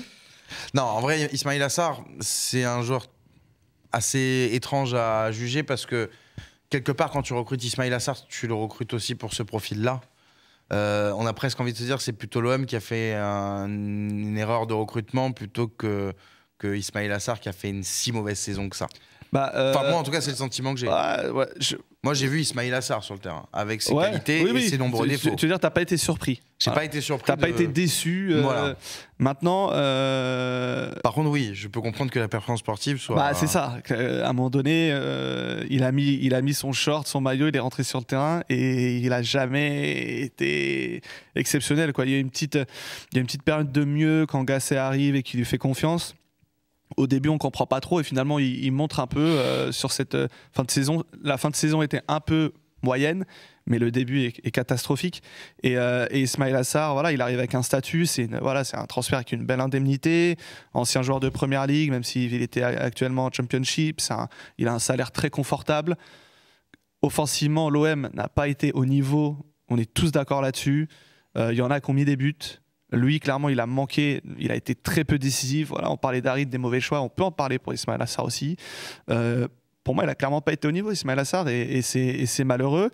Et moi, je vais le mettre dans au revoir, parce que je pense que l'OM, malheureusement, il fait partie de ce joueur qui ont un statut et un. Combien il était recruté déjà l'an dernier ? Une vingtaine de millions. C'est autour des 20 millions, sans doute un peu en dessous. Mais et à côté de ça, il a un salaire, d'ancien joueur de Première Ligue. je pense que Alors qu'il joue en Championship. il arrive pour coller avec ce que veut faire Marcelino. Marcelino s'en va, donc effectivement, c'est pas, voilà, le contexte c'est pas idéal. Maintenant, je pense que malheureusement l'OM peut plus perdre de temps avec ce genre de joueurs et le au revoir ne dépend pas de moi, mais clairement cet hiver l'OM a apparemment essayé de s'en séparer. Cet été, l'OM va tout faire pour le faire partir, je pense. Là encore, il fait pas une mauvaise canne aussi. Moi, pour le coup, sur les 4 matchs du Sénégal. Mais... Franchement, bah oui. Généralement, avec le Sénégal, d'ailleurs, il fait souvent des bonnes performances. Ça, c'est clair. Moi, pour le coup, j'ai été déçu. Alors là, tu nous disais que t'étais pas trop déçu. Moi, j'avoue que c'est pas un joueur. Enfin, comme tu dis, c'est un joueur qui, avec le Sénégal, que j'ai pu voir faire de bonnes prestations. Mais globalement, je trouve que le potentiel de ce joueur est très, très, très limité. Il est un peu, pour moi, la caricature du tout droit, Ismaïla Sarr. Moi, je pensais qu'il avait quand même un peu progressé avec son aventure en Angleterre. Parce que moi, je l'ai vu par moment du côté de Watford réaliser des matchs plutôt pas mal, tu vois. Je me souviens en 2019-2020, c'est lui qui marque un doublé contre Liverpool pour mettre fin à la série de Liverpool qui était encore invaincue. Et Watford avait gagné 3-0. Tout à fait. Je me souviens même qu'ensuite, il avait fait une saison en Championship, il avait fait une bonne saison. J'avais pas vu ses matchs en Championship, il avait terminé en double-double. Puis il était revenu en Première Ligue, parce que Watford avait fait le yo-yo. Et quand il était revenu en Première Ligue, sur les premiers mois, je le trouvais un peu plus solide sur ses appuis. Je trouvais qu'il ne tombait plus pour rien. Je trouvais qu'il avait un peu progressé. Donc dans mon fantasme, je me suis dit peut-être que quand il va venir à l'Olympique de Marseille, on va avoir un Ismaïla Sarr un peu différent. Finalement, c'est pas ce qu'on a eu. On a eu un Ismaïla Sarr très décevant. Même statistiquement, c'est trop faible pour le statut quand même. C'est 5 buts, 5 passes D, toutes compétitions confondues en 35 matchs. Que 50 matchs. Ça reste faible. Trop de mauvais choix. Je m'attendais vraiment à beaucoup mieux de la part d'Ismaïla Sarr. Mais je vais quand même le mettre dans le moyen. Pourquoi ? Parce que tu t'en sépares pas. Je m'en sépare pas. Parce qu'avec un nouveau coach, moi j'ai envie un petit peu d'y croire en Ismaïla Sarr. Je pense que c'est un profil qui en Ligue 1 notamment peut quand même te faire des différences. Parce que ça reste un joueur rapide, ça reste un joueur qui peut être dangereux pour l'adversaire, percutant. J'ai envie de lui donner sa chance. Et pourquoi aussi je le mets dans moyen ? Ça a un lien avec le joueur d'après, qu'on va juger après. Je sais pas si on peut en parler tout de suite. Tu parles de l'autre Sénégal. Tu parles de Iliman De Iliman Ndiaye. Ouais. Ah ok, non, je voulais faire la blague, je pensais que tu étais déjà parti sur Aubameyang. Je parle d'Iliman Ndiaye. Alors c'est quoi enchaîner alors, donc au revoir. Tu tranches. Faut que tu tranches. Alors vous savez quoi, je vais trancher pour les deux attaquants sénégalais avant de passer au Aubameyang. Voilà. J'ajoute juste un argument. Parce que voyons voir peut-être que. Et je comprends qu'on puisse vouloir le garder, mais il y a un moment donné où là l'OM va devoir faire des choix, l'OM va devoir dégraisser. Et il va falloir en laisser partir quelques-uns. Voilà. Aujourd'hui, la vraie question, tu gardes Ismaïla Sarr ou tu gardes Iliman Ndiaye ? Et ben moi, je te dis la vérité, je mets Iliman Ndiaye au revoir. Okay. Et je vais vous dire la vérité, je suis dur avec Ndiaye. Pourquoi ? Parce que moi, je l'ai pas mal défendu lorsqu'il est arrivé, parce que je l'avais vu un petit peu du côté de Sheffield United. J'étais assez hypé, comme tout le monde. Ouais, le storytelling était exceptionnel. Bien sûr. Les vidéos qu'on avait vues étaient plutôt alléchantes. Et franchement, s'il y a bien un mec qui m'a déçu cette saison du côté de l'Olympique de Marseille, c'est lui. Parce que lui, pour le coup... Première année en Ligue 1, t'as pas un peu d'indulgence, non ? Non, mais parce que là, le niveau qu'il a montré, il est très très faible. Je suis désolé. J'aime beaucoup ce qu'il dégage, il m'a l'air sympa. Mais moi, je l'ai trouvé vraiment encore plus faible que Ismaïla Sarr. Il y a beaucoup de matchs où je me suis vraiment arraché les cheveux avec Iliman Ndiaye en me disant « Mais non, mais c'est pas possible. » Des mauvais contrôles, des passes ratées, des tirs ratés... Et j'ai la sensation qu'au-delà des qualités techniques du joueur, parce que je pense pas que ce soit un mauvais joueur, et Ndiaye nous a par moments montré que techniquement c'était un joueur qui était plutôt facile dans l'élimination, il a des qualités techniques, tu vois. Mais je pense que mentalement, je pense que c'est un joueur qui ne réussira jamais à être au niveau de ce qu'on attend à l'Olympique de Marseille. Je pense qu'il y a beaucoup trop de pression pour Iliman Ndiaye dans un club comme l'Olympique de Marseille. Et c'est pour ça que moi je le mets dans au revoir. Je pense que si tu peux t'en séparer, c'est le bon moment. Après, le problème, c'est que est-ce que tu peux t'en séparer par rapport au montant auquel tu l'as recruté ? Je pense que tu feras pas de plus-value. Mais en tout cas, si tu peux t'en séparer, moi, je pense qu'il faudrait s'en séparer, parce que même si c'est un joueur attachant et on a envie de le voir réussir, sincèrement, je pense que sur une deuxième saison, tu repars un peu dans le même bourbier. Peut-être que je me trompe. Peut-être que dans 4-5 mois, on va retrouver cette vidéo, on dira tu t'es complètement trompé. Je mettrai la capsule moi-même. Et j'assumerai. Mais moi, pour le moment, à l'instant T, et de ce qu'il a montré depuis le mois d'août, j'ai vraiment la sensation que si tu continues avec Iliman Ndiaye, tu auras les mêmes défauts.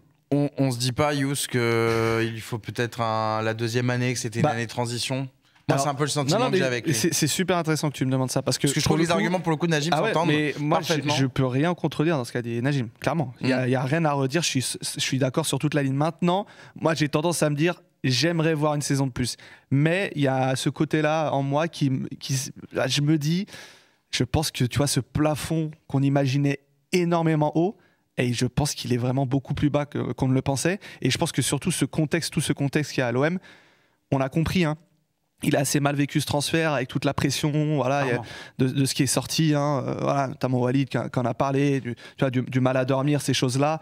Il y a quand même eu beaucoup de pression sur un petit, ça reste un petit gars.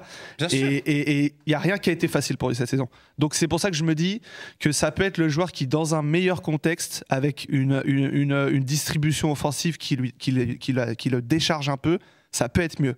Mais à quel niveau ? Et surtout avec un joueur qui sera moins attendu, peut-être du coup une deuxième saison. Ouais, non, ça je pense que c'est possible. Mais je pense que malheureusement, j'ai peur qu'il n'ait pas ce plafond qu'on attendait. Ouais, je suis d'accord avec moi. Je pense que même pour lui, ce serait bien aussi d'aller voir ailleurs, dans un contexte où il a moins de pression, parce que franchement, à Sheffield United, tu aurais un sacré échec quand même. Ouais, mais bon, malheureusement, je pense qu'il va avoir beaucoup de mal à se détacher. Moi, je me souviens quand même de sa première. Je trouve moins la deuxième saison. C'est un détail, mais. Au moins le début. Et si sa première conférence de presse à Marseille, tu pars pour jouer la canne. Tu sens à quel point il est stressé. Non, bien sûr. Tu sens à quel point il a de la pression sur les épaules. Tu vois. Et malheureusement, alors peut-être que je me fais une fausse idée, mais j'ai la sensation que mentalement, il n'arrivera pas à se détacher de cette pression. C'est très dur de devenir un chouchou du il n'y a rien contre eux. Mais c'est très dur de devenir un chouchou du Vélodrome. Ça l'est encore plus quand tu l'es de facto. Après, pour le coup, parce que la pression, elle est décuplée. Je pense pas que les supporters lui mettent de la pression, mais à mon avis, c'est lui qui se la met tout seul. Exactement. Mais moi, je suis 100% d'accord avec toi. J'ai peur de la suite. Mais moi, en tout cas, je lui redonnerai une chance, je ne le mettrai pas en au revoir, mais je peux comprendre l'argument. Statistiquement, il a marqué combien de buts ? Parce que moi, j'en ai un en tête et c'est à Clermont, là. Comment ? Il avait marqué à Clermont, il me semble. Alors, il marque à Donetsk, il marque à Clermont, il marque à Monaco. Iliman c'est 4 buts cette année. C'est un peu plus de buts. 4 buts cette année, toute compétition confondue. J'ai en tête que son premier but. Dont 3 en Ligue 1, effectivement, et le but à Donetsk. Et au-delà de ça, tu vois, c'est que clairement, quand tu le vois rentrer dans une surface, tu sens qu'il peut que marquer, à quel point il est concentré vraiment que sur ses pieds.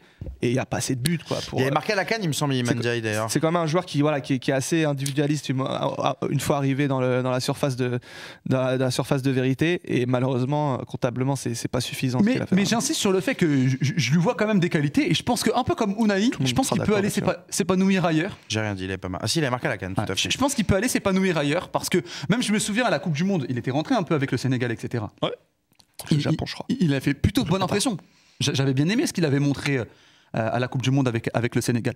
Maintenant, bon voilà, du côté de l'Olympique de Marseille, j'ai l'impression que tout le contexte lui pèse plus qu'autre chose. Et moi, mon parti pris et mon avis, c'est que j'ai l'impression qu'il va pas réussir à s'en défaire. Maintenant, j'espère qu'il va me faire mentir parce que ça a l'air d'être un bon gars, et je pense sincèrement que supporter marseillais ou non, parce que je suis pas supporter marseillais, je pense qu'on a tous envie de le voir réussir. Oui, on a envie que cette belle histoire. Même moi qui supporte Bordeaux, donc généralement vraiment un Marseillais qui est obligé d'avoir l'empathie pour un j'aime bien ce gamin. Vraiment. Mais je pense qu'il fait partie de ce genre de joueur à mon avis, son avenir à l'OM peut se jouer avec des petits détails. Voilà, un coach qui le voit, peut-être, qui finalement se dit tu sais quoi, gardez-le. Non, moi j'insiste, on le garde, on va voir, ou ça le fait pas et finalement il est prêté parce que le coach est arrivé un peu trop tard. Enfin, ça peut vraiment jouer à des détails son avenir cet été, mais à mon avis, moi personnellement, je le mets dans la catégorie moyen, il tranchera, mais ça m'étonnerait vraiment pas qu'il parte cet été. Mais on pourrait avoir un peu le même avis pour Ismaïla Sarr. Moi en fait, le truc c'est que sur Ismaïla Sarr, si tu me dis l'un des deux va te faire une saison à 13 buts, je penche plus sur Ismaïla Sarr que sur Iliman Ndiaye. Je pense que Ismaïla Sarr a plus les qualités pour te faire une saison à une dizaine de buts en Ligue 1 qu'à Iliman Ndiaye. Après, peut-être que je me trompe aussi parce que Ismaïla Sarr, on l'a vu un peu plus. Peut-être que je me trompe. Je suis d'accord avec toi. Après, le truc, c'est qu'au vu du statut, du salaire, toutes ces choses-là, j'insiste un peu là-dessus. Ismaïla Sarr, s'il fait une saison à 13 buts, c'est juste normal. Et pour Iliman Ndiaye, ça serait une bonne saison. Peut-être. Donc c'est aussi ça, tu vois. Les exigences ne sont peut-être pas les mêmes. Pour moi, l'exigence doit être quand même. Le curseur doit être un peu. C'est vrai. En tout cas, je sais pas ce qu'en pensez ce soir, mais vous avez de très très bons arguments tous les deux. Mais on comprend les deux. Non, mais je dis pas que pour vous flatter, c'est-à-dire que les arguments sont bons. C'est un débat intéressant en tout cas. Moi, je reste un peu sur mon idée arrêtée de base. J'ai écouté tous les arguments, comme je dis, ils sont très bons, mais je reste sur mon idée de base qui était moi personnellement à votre place. Je me séparais d'Ismaïla Sarr parce que voilà, même s'ils n'ont pas beaucoup d'écart, mais Ismaïla Sarr a 26 ans, Ismaïla Sarr est international installé au Sénégal. Je pense que tu peux le vendre aujourd'hui et je pense que ça ne matchera pas avec l'OM. Parce que l'OM, c'est un contexte particulier. C'est quand même assez rare. À part Gignac, j'ai très peu de je me trompe peut-être, j'ai peut-être une énorme connerie. Hein. Mais des joueurs qui ont réussi à prendre leur revanche à l'OM, j'en ai très peu quand même. Bah, j'ai envie de te dire Balerdi un peu. Balerdi, ouais, voilà, Balerdi. Mais un peu moins attendu, tu vois. Mais je veux dire, des joueurs offensifs très attendus. Offensivement, c'est compliqué. Quand tu te plantes, tu te plantes. Il y a eu Mitroglou qui a lutté pendant un moment où c'était bon, pas bon, mais il arrivait. Mais généralement, quand tu te plantes, tu te plantes. Germain, il a jamais réussi à inverser la vapeur. Gignac, il a inversé la vapeur quand même. Oui, mais ça a été les montagnes russes. Oui, mais parce que ça a démarré très bas. C'est pour ça que lui, il a réussi à partir en héros, entre guillemets. Mais généralement, il est parti sur une bonne note. Quand tu deviens zéro à l'OM, c'est très dur de redevenir héros. Complètement. Donc Ismaïla Sarr, je pense que lui, pour le coup, est devenu zéro et ne deviendra jamais héros. Iliman Ndiaye, je pense qu'il arrive en héros. Tout le monde s'est un peu calmé au fur et à mesure de la saison. Héros, mais il peut rendre. Mais je pense qu'aujourd'hui, il est pas au fond du seau avec l'OM et que une petite étincelle et le brasier peut s'enflammer. Donc si je dois laisser une chance à un des deux l'an prochain, je prends Iliman Ndiaye, mais les 2 saisons, vous l'avez dit, sont moyennes. Je pense qu'on sera d'accord sur le cas. Voire c'est mauvaise, que d'ailleurs. peu importe que ça soit Ismaïla Sarr ou Iliman, si les 6 prochains mois sont pas au niveau, en janvier, ça partira. Ça, par contre, je pense que pour les deux, c'est. En tout cas, le club cherchera à les faire part. Je pense. De toute façon, en tout cas, les deux sont très décents quand même. Non, et puis encore une fois, alors oui, l'OM aujourd'hui n'est que 8e de Ligue 1, donc on peut se dire qu'à un moment donné, il faut aussi quelque part modérer un peu ses attentes, mais tu restes à l'Olympique de Marseille. Si t'es pas bon 5 mois, 6 mois, 1 an et demi, non. On a quand même les principaux responsables de cette saison en face de nous. Donc, oui, non, mais voilà. Allez, on va terminer cette tier list par peut-être le bouquet final. Le bouquet final. Parce que il y a, et c'est souvent le débat du football, il y a les stats et il y a la prestation. Aubameyang, Pierre-Emerick Aubameyang, monsieur Pierre-Emerick Aubameyang, oui je suis en train de donner un peu le ton du débat, 30 buts quand même cette saison, il n'y a que Drogba qui a fait mieux au XXIe siècle à l'OM, toute compétition confondue sur une année, donc ça nous situe un peu la performance d'Aubameyang en termes de statistiques, qui est aussi l'un des principaux arguments de sa carrière. C'est un joueur qui a marqué et performé partout, mais la question d'après c'est est-ce que c'est un joueur qu'on met dans les intouchables, dans les excellents, dans les bons ou dans les au revoir. Je pense qu'on peut exclure la catégorie moyen, ce serait malhonnête, franchement. Clairement. Mais c'est la question. Est-ce que le rendement d'Aubameyang, Youss, il est bon, mais tu t'attends à autre chose, excellent parce que aussi c'est celui qui a porté l'équipe, intouchable parce que même s'il y a des rumeurs, on se demande comment l'OM pourrait faire sans lui, ou au revoir parce que, un petit peu à l'image de certains joueurs qui sont passés par l'OM, la mission elle est réussie sur 1 an, mais il ne faut pas que ça dure. Quoi. Alors, c'est le plus intéressant parce qu'effectivement, comme tu l'as bien dit, il y a quand même plusieurs catégories qui peuvent cocher. Moi, je vais en décevoir sans doute, mais je l'enlève directement de la cage intouchable. Parce qu'en fait, il y a une réalité qui est la réalité de l'OM, d'un club qui ne jouera pas l'Europe l'année prochaine. Et le plus gros salaire de l'histoire de l'OM, je ne vois pas comment il peut survivre à une saison sans Europe. Maintenant, ça ne m'étonnerait pas de le voir rester, donc je ne vais pas non plus le mettre dans la case au revoir. C'est placé. Maintenant, quand on juge sa saison, la saison en Europa League, rien à dire. On va pas les cracher dessus. Il y a eu des buts importants. Excellente. Voilà. Vraiment très bonne. Et il est l'artisan de ce bon parcours en Europa League, même si effectivement il est aussi un des artisans de ce match aller qui a été mal abordé, je pense, contre l'Atalanta. En tout cas, le résultat n'était pas escompté. Maintenant, en Ligue 1, il a eu plusieurs vies. Il a une vie contre les petits, il a une vie contre les gros, il a une vie en début de saison, il a une vie en fin de saison. Et quand tu prends ça en compte, tu peux difficilement dire que cette saison est parfaite. Parce que j'ai beaucoup lu ça. Moi, je pense qu'au vu du statut avec lequel il est arrivé, le salaire qu'il a, il aurait pu faire mieux en Ligue 1. Clairement, en Ligue 1, pour moi, il aurait pu faire mieux. Les stats le montrent. Il a très peu converti ses occasions. C'est l'attaquant qui rate le plus d'occasions en Ligue 1. C'est normal parce qu'il s'en crée peut-être un peu plus. Mais avec ce statut-là, moi je pense que tu dois les mettre, ces occasions. En Ligue Europa, tu les as mises, donc en Ligue 1, tu aurais dû les mettre. Donc c'est juste pour apporter un petit bémol. Maintenant, la saison n'est pas non plus moyenne. 17 buts seulement en Ligue 1, entre guillemets. 17 buts, il rate 22 occasions. 22 grosses occasions selon les stats. Après, c'est pas mal quand même. Voilà. C'est pour ça qu'on n'est pas là à dire que c'est pas mal, mais dans un standard Aubameyang, ça peut être sur un championnat un poil décevant. Dans un standard Aubameyang. Moi, tu sais... Même si on parle d'Aubameyang qui sort d'une année blanche à Chelsea. Moi, en Ligue 1, ce qui me gêne, c'est pas le nombre de buts, parce que je trouve que 17 buts, et on parle que des ça buts. Va. Il y a autre chose. Moi, c'est plus contre qui il les a marqués. Voilà. Ça me gêne un peu plus. Parce que c'est vrai que quand tu fais le ranking, bah, tu te rends compte quand même que contre les gros, il a souvent disparu, quoi. Pierre-Emerick Aubameyang en Ligue 1, c'est une réalité. Et faut pas oublier aussi que jusqu'au mois de novembre, Aubameyang est en dessous. Il est pas bon. Il est pas bon. Même en Ligue Europa, sur les premiers matchs, il me semble. Il marque à Amsterdam, mais juste après, c'est un peu moins bien. Voilà. Donc, ça, c'est pour le côté négatif. Maintenant, voilà, il y a eu aussi vraiment des périodes fantastiques. Son mois de décembre est très costaud. Même son début d'année, il est en feu. En Ligue Europa, il n'y a vraiment rien à dire. Il termine meilleur buteur de la compétition. Il a sauvé l'Olympique de Marseille à plusieurs reprises.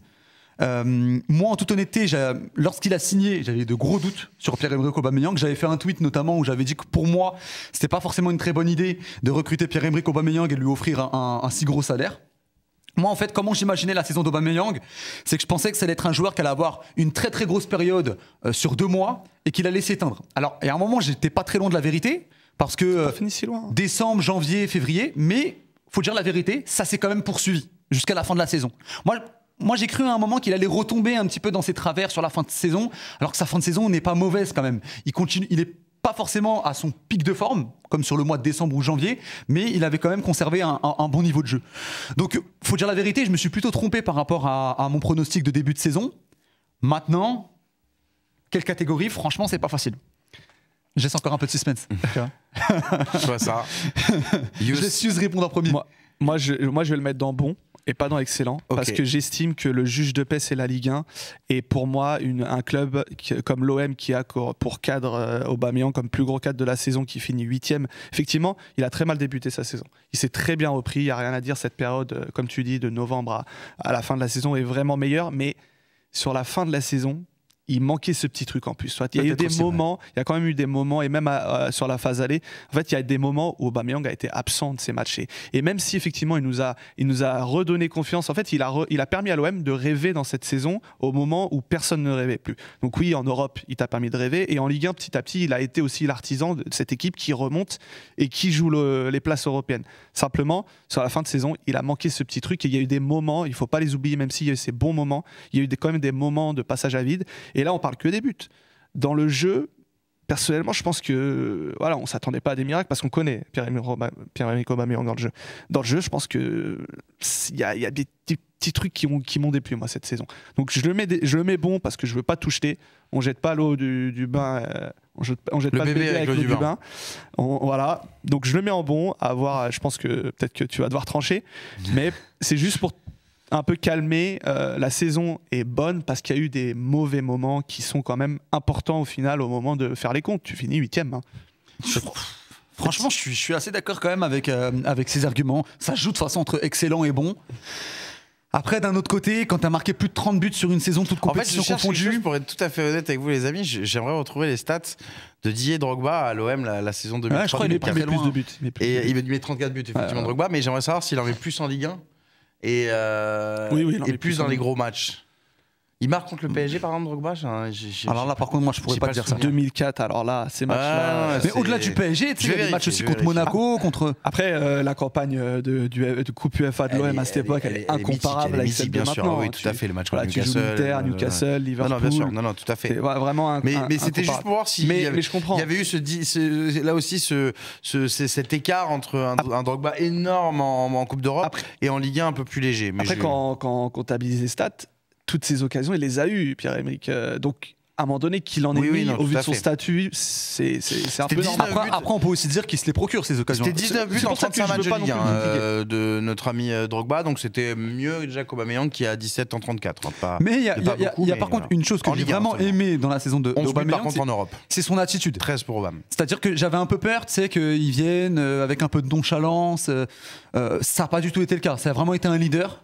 Je me souviens notamment de l'une de ses interviews après un des matchs de Coupe d'Europe où il demande aux joueurs un petit peu de relever la tête, de ne pas partir défaitiste.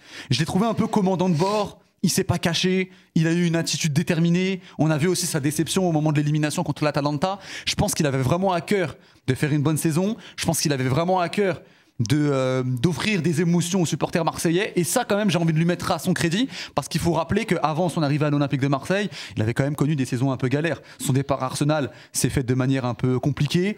Alors il avait connu 6 bons mois du côté du Barça, mais derrière il y avait eu sa saison ratée du côté il de repart Chelsea. à Chelsea, voilà, il y a l'incident en sélection. Exactement, tu vois, il y avait eu des périodes compliquées. Donc son attitude, j'ai vraiment aimé, ça je le salue. Je vais le mettre... Alors, soit tu tranches, soit je tranche, de toute façon. C'est soit bon, soit excellent, en gros. Hein. Enfin, tu fais ce que tu veux, hein, mais moi, je pense effectivement qu'on est entre les deux. C'est ça, en fait. On est un peu entre les deux. On est un peu entre les deux. Mais je vais quand même mettre bon. Je vais aller dans la continuité de Youss. Ouais, je tranche. Parce que je trouve que, effectivement, enfin, on sera tous d'accord pour dire que sa saison, elle est bonne, que sa saison est bonne. On sera tous d'accord pour... mettre en exergue les choses positives d'Aubameyang, mais je pense qu'il est important, et c'est aussi dans notre rôle, de prendre un petit peu de recul et de pointer aussi, peut-être, les points entre guillemets un peu d'amélioration. Et le fait, tu sais, ça je le savais pas, que c'est le plus gros salaire de l'histoire de l'Olympique de Marseille. Je savais que c'était le plus gros salaire du club, mais je ne savais pas que c'était le plus gros salaire de l'histoire de l'Olympique de Marseille. Ça rentre aussi dans l'analyse. Officiellement, à mon avis, parce que même si c'est voilà, il est aussi, enfin les dirigeants sont aussi responsables du salaire qu'ils lui ont donné, hein. Mais ça décrit un statut, ce salaire. Après, il y a des attentes. On parlait d'attentes. Je pense qu'elles étaient. Il y a eu des très grands joueurs à l'OM, bien sûr, mais sur les dernières années, depuis que les salaires ont un peu explosé, jamais l'OM n'avait recruté. Je suis en train d'essayer de réfléchir pour voir si j'ai pas de bêtises, mais un attaquant qui était dans le top 10. Après, il y avait Alexis Sanchez quand même l'année dernière qui avait un joueur dans Sanchez. Il était à combien, Sanchez par rapport à Sanchez est un meilleur footballeur qu'Aubameyang, mais n'a pas la régularité. C'est ça, en fait, c'est que quand tu regardes les 9 en Europe, je m'étais amusé à faire ça sur mon stream, c'est que je crois que tu en as une vingtaine peut-être qui sont mieux payés qu'Aubameyang, pas plus. C'est quand même, tu vois, il est dans le gratin des attaquants le plus à mieux ce payé. niveau-là, moi, ça me choque pas trop, parce que je pense qu'il est dans ce... Il est mieux payé qu'un Gonzalo Ramos, par exemple. Oui, après, le Gonzalo Ramos n'a pas encore la je suis d'accord avec toi, mais c'est juste voilà. Non, mais ça me fait par rapport au disparate PSG Marseille. Après, ça me choque un peu plus. Après, en termes de stats, etc., il a fait son boulot, tu vois. Même par rapport à. Moi, c'est pour ça qu'on le met dans bon. D'ailleurs, c'est pour Fares en régie, il est dans bon, donc parce que vous avez tranché tous les deux. Moi, si j'avais dû trancher, je l'aurais mis dans excellent uniquement parce que, comme je vous ai dit, t'es à Marseille, mais 30 buts sur une année. 34 ans. C'est vrai que c'est une performance à souligner. Maintenant, je trouve que dans bon, il est surtout, et c'est aussi le but de la tier list, quand je vois du coup le tableau, je me dis qu'il est. Quand je vois qui est dans Intouchable, qui est dans Excellent. Après, quand même, ça fait un peu tâche de le mettre au même endroit que Luis Enrique et Quentin Merlin. Il est peut-être sur le haut de la case. Alors. Ça, pour le coup, je le dis tout de suite, ça, j'assume pas. Le fait de l'avoir mis au même endroit. C'est à toi de trancher. Hein. Voilà. Mais j'espère que les gens comprendront que, entre guillemets, on le met entre les deux. On a beaucoup d'argumenté quand même. Ouais. Voilà. On a beaucoup argumenté. On a beaucoup argumenté. Et tout le négatif qu'on a pu dire sur Aubameyang, c'est pas pour le descendre, c'est simplement pour relativiser. Exactement. Et c'est à l'image, moi qui le suis depuis le Milan, c'est à l'image de ce que tous les clubs ont toujours dit d'Aubameyang. C'est qu'au final, Aubameyang, dans 20 ans, quand on prendra, notamment quand on parlera des grands neufs africains du 21e siècle, on prendra sa fiche de stats, on dirait mais Aubameyang c'était un monstre. C'était Lewandowski, c'était Zlatan, quoi. Mais le problème, c'est que ça a toujours été énormément de stats, des saisons même remplies, des saisons meilleurs buteurs de Première Ligue. Mais globalement, il y a toujours qu'il ne passera jamais, hein, ce cap dans le jeu, dans les gros rendez-vous. Même si on dit ça, il met un double au Bernabéu il y a 2 ans. Hein, mais il y a quand même, dans l'histoire de sa carrière, notamment en sélection, avec ses clubs, ce truc qui manque. Mine de rien, en Coupe d'Europe, dans les gros matchs, il était au rendez-vous. Voilà. C'est ce qui te laisse encore plus de regrets. Je te reparle pas de Arsenal-Chelsea, quoi, par exemple. Voilà. Ouais, voilà, par exemple. Mais encore une fois, hein, ça veut pas dire qu'Aubameyang est un mauvais joueur. Au contraire, ça veut dire qu'il y a les immenses joueurs, les légendes. Il est un cran en dessous. C'est pas mal déjà. Franchement, c'est bien. Et au final, par rapport à ses qualités de base, gros respect parce que voilà, on parle d'un joueur qui était à peine accepté dans certains centres de formation, qui a galéré, hein, qui jouait lié au début de sa carrière, qui est vu comme il a dit dans la très bonne interview de notre ami Colin, était vu comme un tout droit, et il se révèle au poste de neuf. Et au final, la carrière qu'il a eue, personne ne pouvait se l'imaginer au début à Dijon. Et j'ai dit, sur les 10 dernières années, il est dans un chapeau 1 numéro 9. Respect pour la il a terminé meilleur buteur de première ligue, à égalité avec Salah et Mané. Et Salah, ouais. Mais cette année-là, il avait été très costaud du côté d'Arsenal. On récapitule donc la tier list avec donc en intouchable, on a gardé Mbemba et on a gardé qui c'est qu'on a gardé en intouchable, Verretou, bien sûr. Excellent, donc la saison excellente c'est pour Balerdi. En bon, donc on va dire en très bon Aubameyang. Franchement, je vous dis la vérité, je l'assume tellement pas là le Aubameyang au côté de. On peut le remonter, hein. On peut le remonter, hein. Franchement. C'est à use de trancher, c'est notre invité. Moi, je resterai dans le bon parce qu'en fait, il y a eu trop de superlatifs que je pense qu'il faut qu'on remette un peu sur terre l'analyse de la saison d'Aubameyang parce que bon, c'est bon. Après, on l'a dit, Merlin, c'est bon parce que c'est pas catastrophique et Luis Enrique, c'est une bonne surprise. On peut le rappeler ça aussi. En fait, vraiment, j'insiste sur le fait qu'il y a un gouffre quand même Najim, entre la saison. Il va faire un trade sous le tweet. Non, alors lui, en fait, c'était pour ça. Non, parce qu'il y a vraiment un gouffre entre la saison. C'est ça qui est marrant. C'est le jeu des tier lists. Effectivement, c'est ça qui est marrant, c'est que des fois, tu as des trucs, tu retrouves. Voilà, il y a des dingueries. Il y a des dingueries. Donc dans bon, Aubameyang, Quentin Merlin et Luis Enrique. Dans moyen, beaucoup de joueurs et dans au revoir, beaucoup de joueurs aussi. Parce que je vous avoue que c'est assez loin et j'ai du mal à les récupérer. Je peux te les dire si tu veux. Vas-y, je te fais confiance. Donc dans moyen, on a Gigot, on a Kondogbia, on a Harit, on a Iliman Ndiaye, on a... et je vois plus. Moumania, voilà, tu vois, Moumania et Kondogbia. Moumania et Kondogbia. Et Jonathan Klaus. Et Jonathan Klaus, c'est vrai, tout à fait. Et dans les pas bons, donc on a dans les au revoir, on a Paolo Lopez, si je dis pas de bêtises, on a gardé Paolo Lopez, on a mis Pape Gueye, on a mis Onana, on a mis Correa, on a mis Ismail Assar et Unai. Exactement. Pas mal. Bon, voilà. Pas mal. Tous les socios de l'OM, enfin tous les socios d'ailleurs, je sais pas pourquoi, vous nous faites votre petite tier list, hein, bien sûr, vous nous dites dans les commentaires, beaucoup de réactions sur le Barça, hein, les socios avaient pas mal de choses à dire, on n'était pas d'accord sur beaucoup de joueurs, donc n'hésitez pas à vous nous donner votre liste, vous aussi les socios. On va pas terminer l'émission tout de suite quand même, les socios, on va rapidement procéder à une petite formalité du Club des 5, bien sûr, l'instant avec notre partenaire Winamax, l'instant au tableau bien sûr que vous connaissez maintenant. Tradition, bien sûr, à chaque émission, on donne des pronos pour les prochains matchs qui arrivent dans les jours qui viennent, en fonction des cotes de ces pronos et du succès ou non des choix des chroniqueurs. Vous remportez les points et après au tableau, il y a un classement et puis on voit qui évolue. On l'a vu d'ailleurs sur la précédente émission lors du débrief du Real. Classement très déséquilibré maintenant par les participations. Donc il va peut-être falloir passer au ratio. Je pense. Et le ratio va être intéressant. Mais ratio, il faudra un minimum de participation. Il faudra genre 5. Oui, voilà. Parce que c'est sûr, Abdel, une fois, il nous a fait un pari, un Côte d'Ivoire, Guinée équatoriale, il a 12. Le ratio à 12, la saison elle est terminée. Hein. Najim, juste avant, je rappelle que bien sûr, jouer comporte des risques, ça doit rester un plaisir, hein, surtout pas une contrainte. Si vous avez le moindre problème lié au jeu en ligne, vous appelez le numéro qui s'affiche en bas de votre écran. Ça doit avant tout rester, comme je le disais, un loisir, un petit moment d'amusement entre amis. Najim, on va préparer l'Euro un petit peu quand même. Il faut qu'on rentre dans notre Euro. Avec plaisir. Bah oui, ce serait bien. Bah oui. Y a des matchs de préparation justement à l'Euro cette semaine, dont la France. Mais toi, tu préféré partir sur un adversaire des poules. Ouais, exactement. Je suis parti sur Autriche-Serbie. Un match que tu vas suivre, bien sûr. Bien évidemment, sur l'équipe live. Ouais. Avec Hamza Ramani, qu'on embrasse. Exactement, on l'embrasse. Mais l'Autriche est vraiment sur une très bonne dynamique. Ils ont gagné 6-1 face à la Turquie lors de leur dernier match au mois de mars.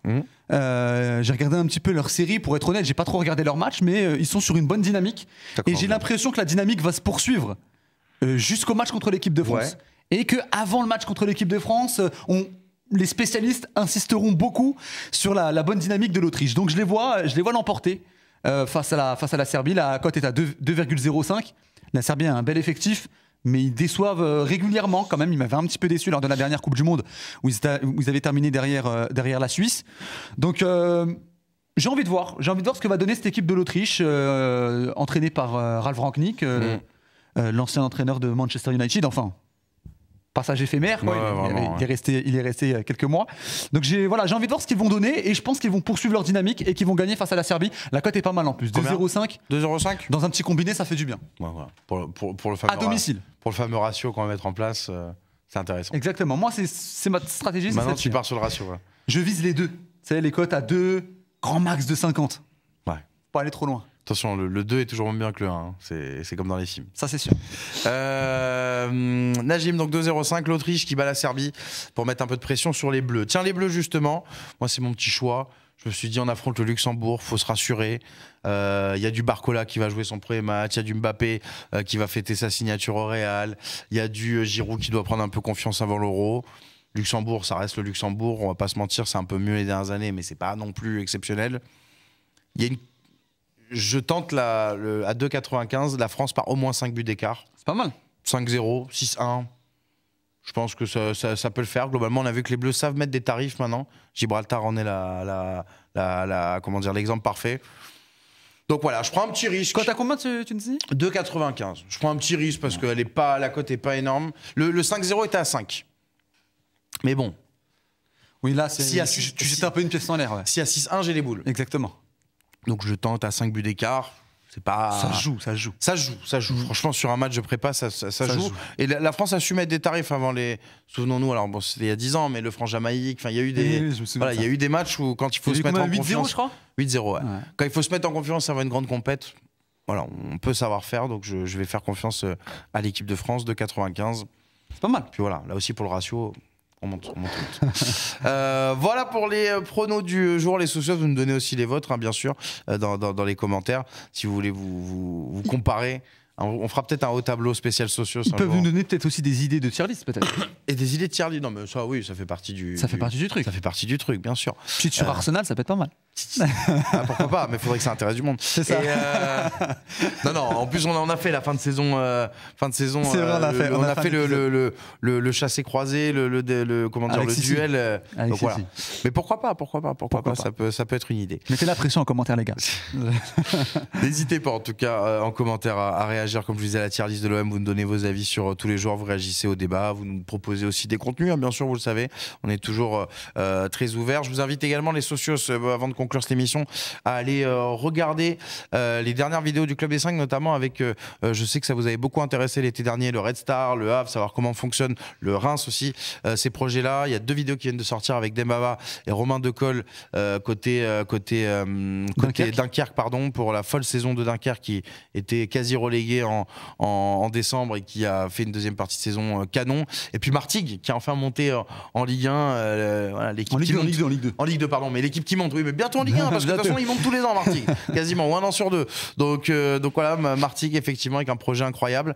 Tu suis un peu toi Martigues du coup? Ouais, de loin un peu. C'est à côté là, ça y est, possible derby d'ici un ou 2 ans. Il y a des discussions pour qu'il joue au Vélodrome apparemment la prochaine, vrai, j'ai vu, à suivre. Mais ouais, belle montée, ça bosse bien. Peut-être que Bordeaux gagnera au Vélodrome enfin, parce que vous avez souvent chambré sur l'inverse, mais c'est pas mieux. Voilà. Non, ouais, c'est bien. Mais ouais, Martigues, voilà, le Sud revient en force aussi. Moi, je les avais fait 2 fois en bord terrain l'année dernière. Ouais, avec Canal. Ouais. Avec Canal, et franchement, ça avait déjà été une équipe intéressante l'an passé, qui n'était pas assez loin de la montée. Donc c'est cool que cette fois-ci ça a payé. J'ai pas encore écouté cet épisode-là, mais j'ai hâte. Eh ben, je t'invite comme toi et tous les socios, notamment Marseillais, à aller écouter la magnifique histoire, le magnifique destin des voisins de Martigues. C'est dispo sur le Club des 5, comme également le débrief de la finale de Ligue des Champions. Et avec le légendaire Fouad Kadir. Tout à fait, exactement. Je voulais laisser la surprise. Après, bon, il est quand même, voilà, c'est facile de savoir qu'il est là. Exactement, voilà.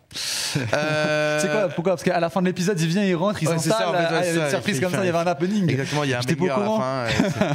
Avec le maillot et tout. Non, n'en abusons pas. Merci en tout cas à tous d'avoir été avec nous, les socios, pour cette émission. Je remercie bien sûr Winamax et nos amis de Un Bon Maillot, unbonmaillot.com. Vous pouvez aller sur le site. Vous avez 10% avec le code CD5 si vous voulez vous acheter un maillot. Si vous voulez avoir la surprise, avoir une petite box mystère et découvrir votre maillot quand il arrivera chez vous.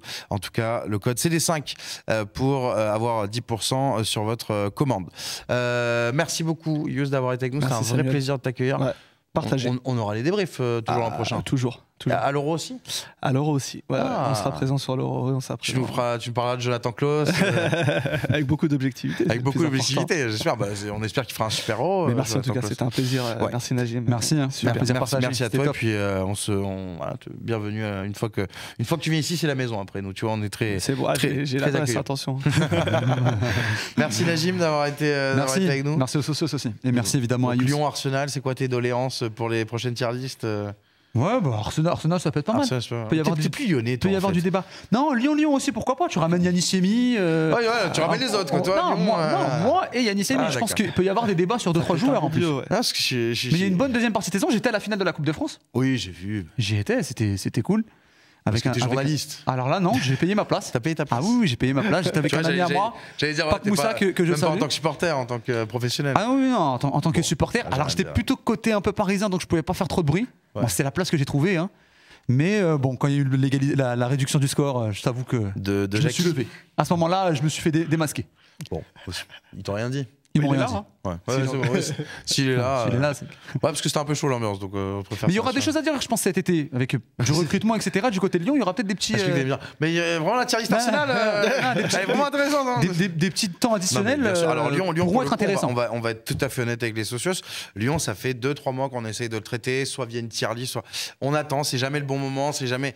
Mais voilà. Mais Lyon, on a vraiment beaucoup de choses à dire et vous inquiétez pas, bien sûr, on en parlera Il y en parce a. que Il y a des la choses à dire. saison est assez incroyable. On aurait fait notamment s'ils avaient gagné la Coupe de France, mais on vous connaît les socios. Si on vous fait un truc sur Lyon un lendemain de finale, vous n'allez pas être là. Donc on va pas se mentir. Mais c'est prévu en tout cas de parler du Lyon de John Sextor, l'autre Olympique cette année, l'Olympique qui sera en Coupe d'Europe. Voilà. Dernier petit tag pour mes amis marseillais. Sur ce, je vais rendre l'antenne. Bonne conclue, ça. Avant de me faire insulter. Merci encore une fois à tous les deux. Merci à Fares Hachem qui a réalisé et préparé cette émission. Et puis on vous donne rendez-vous sur la chaîne du Club des 5. Il y a l'Euro qui arrive, il y a d'autres tier lists. Il y a pas mal de contenu. Restez branchés. Ça va être très sympa comme toujours. Ciao. Ciao.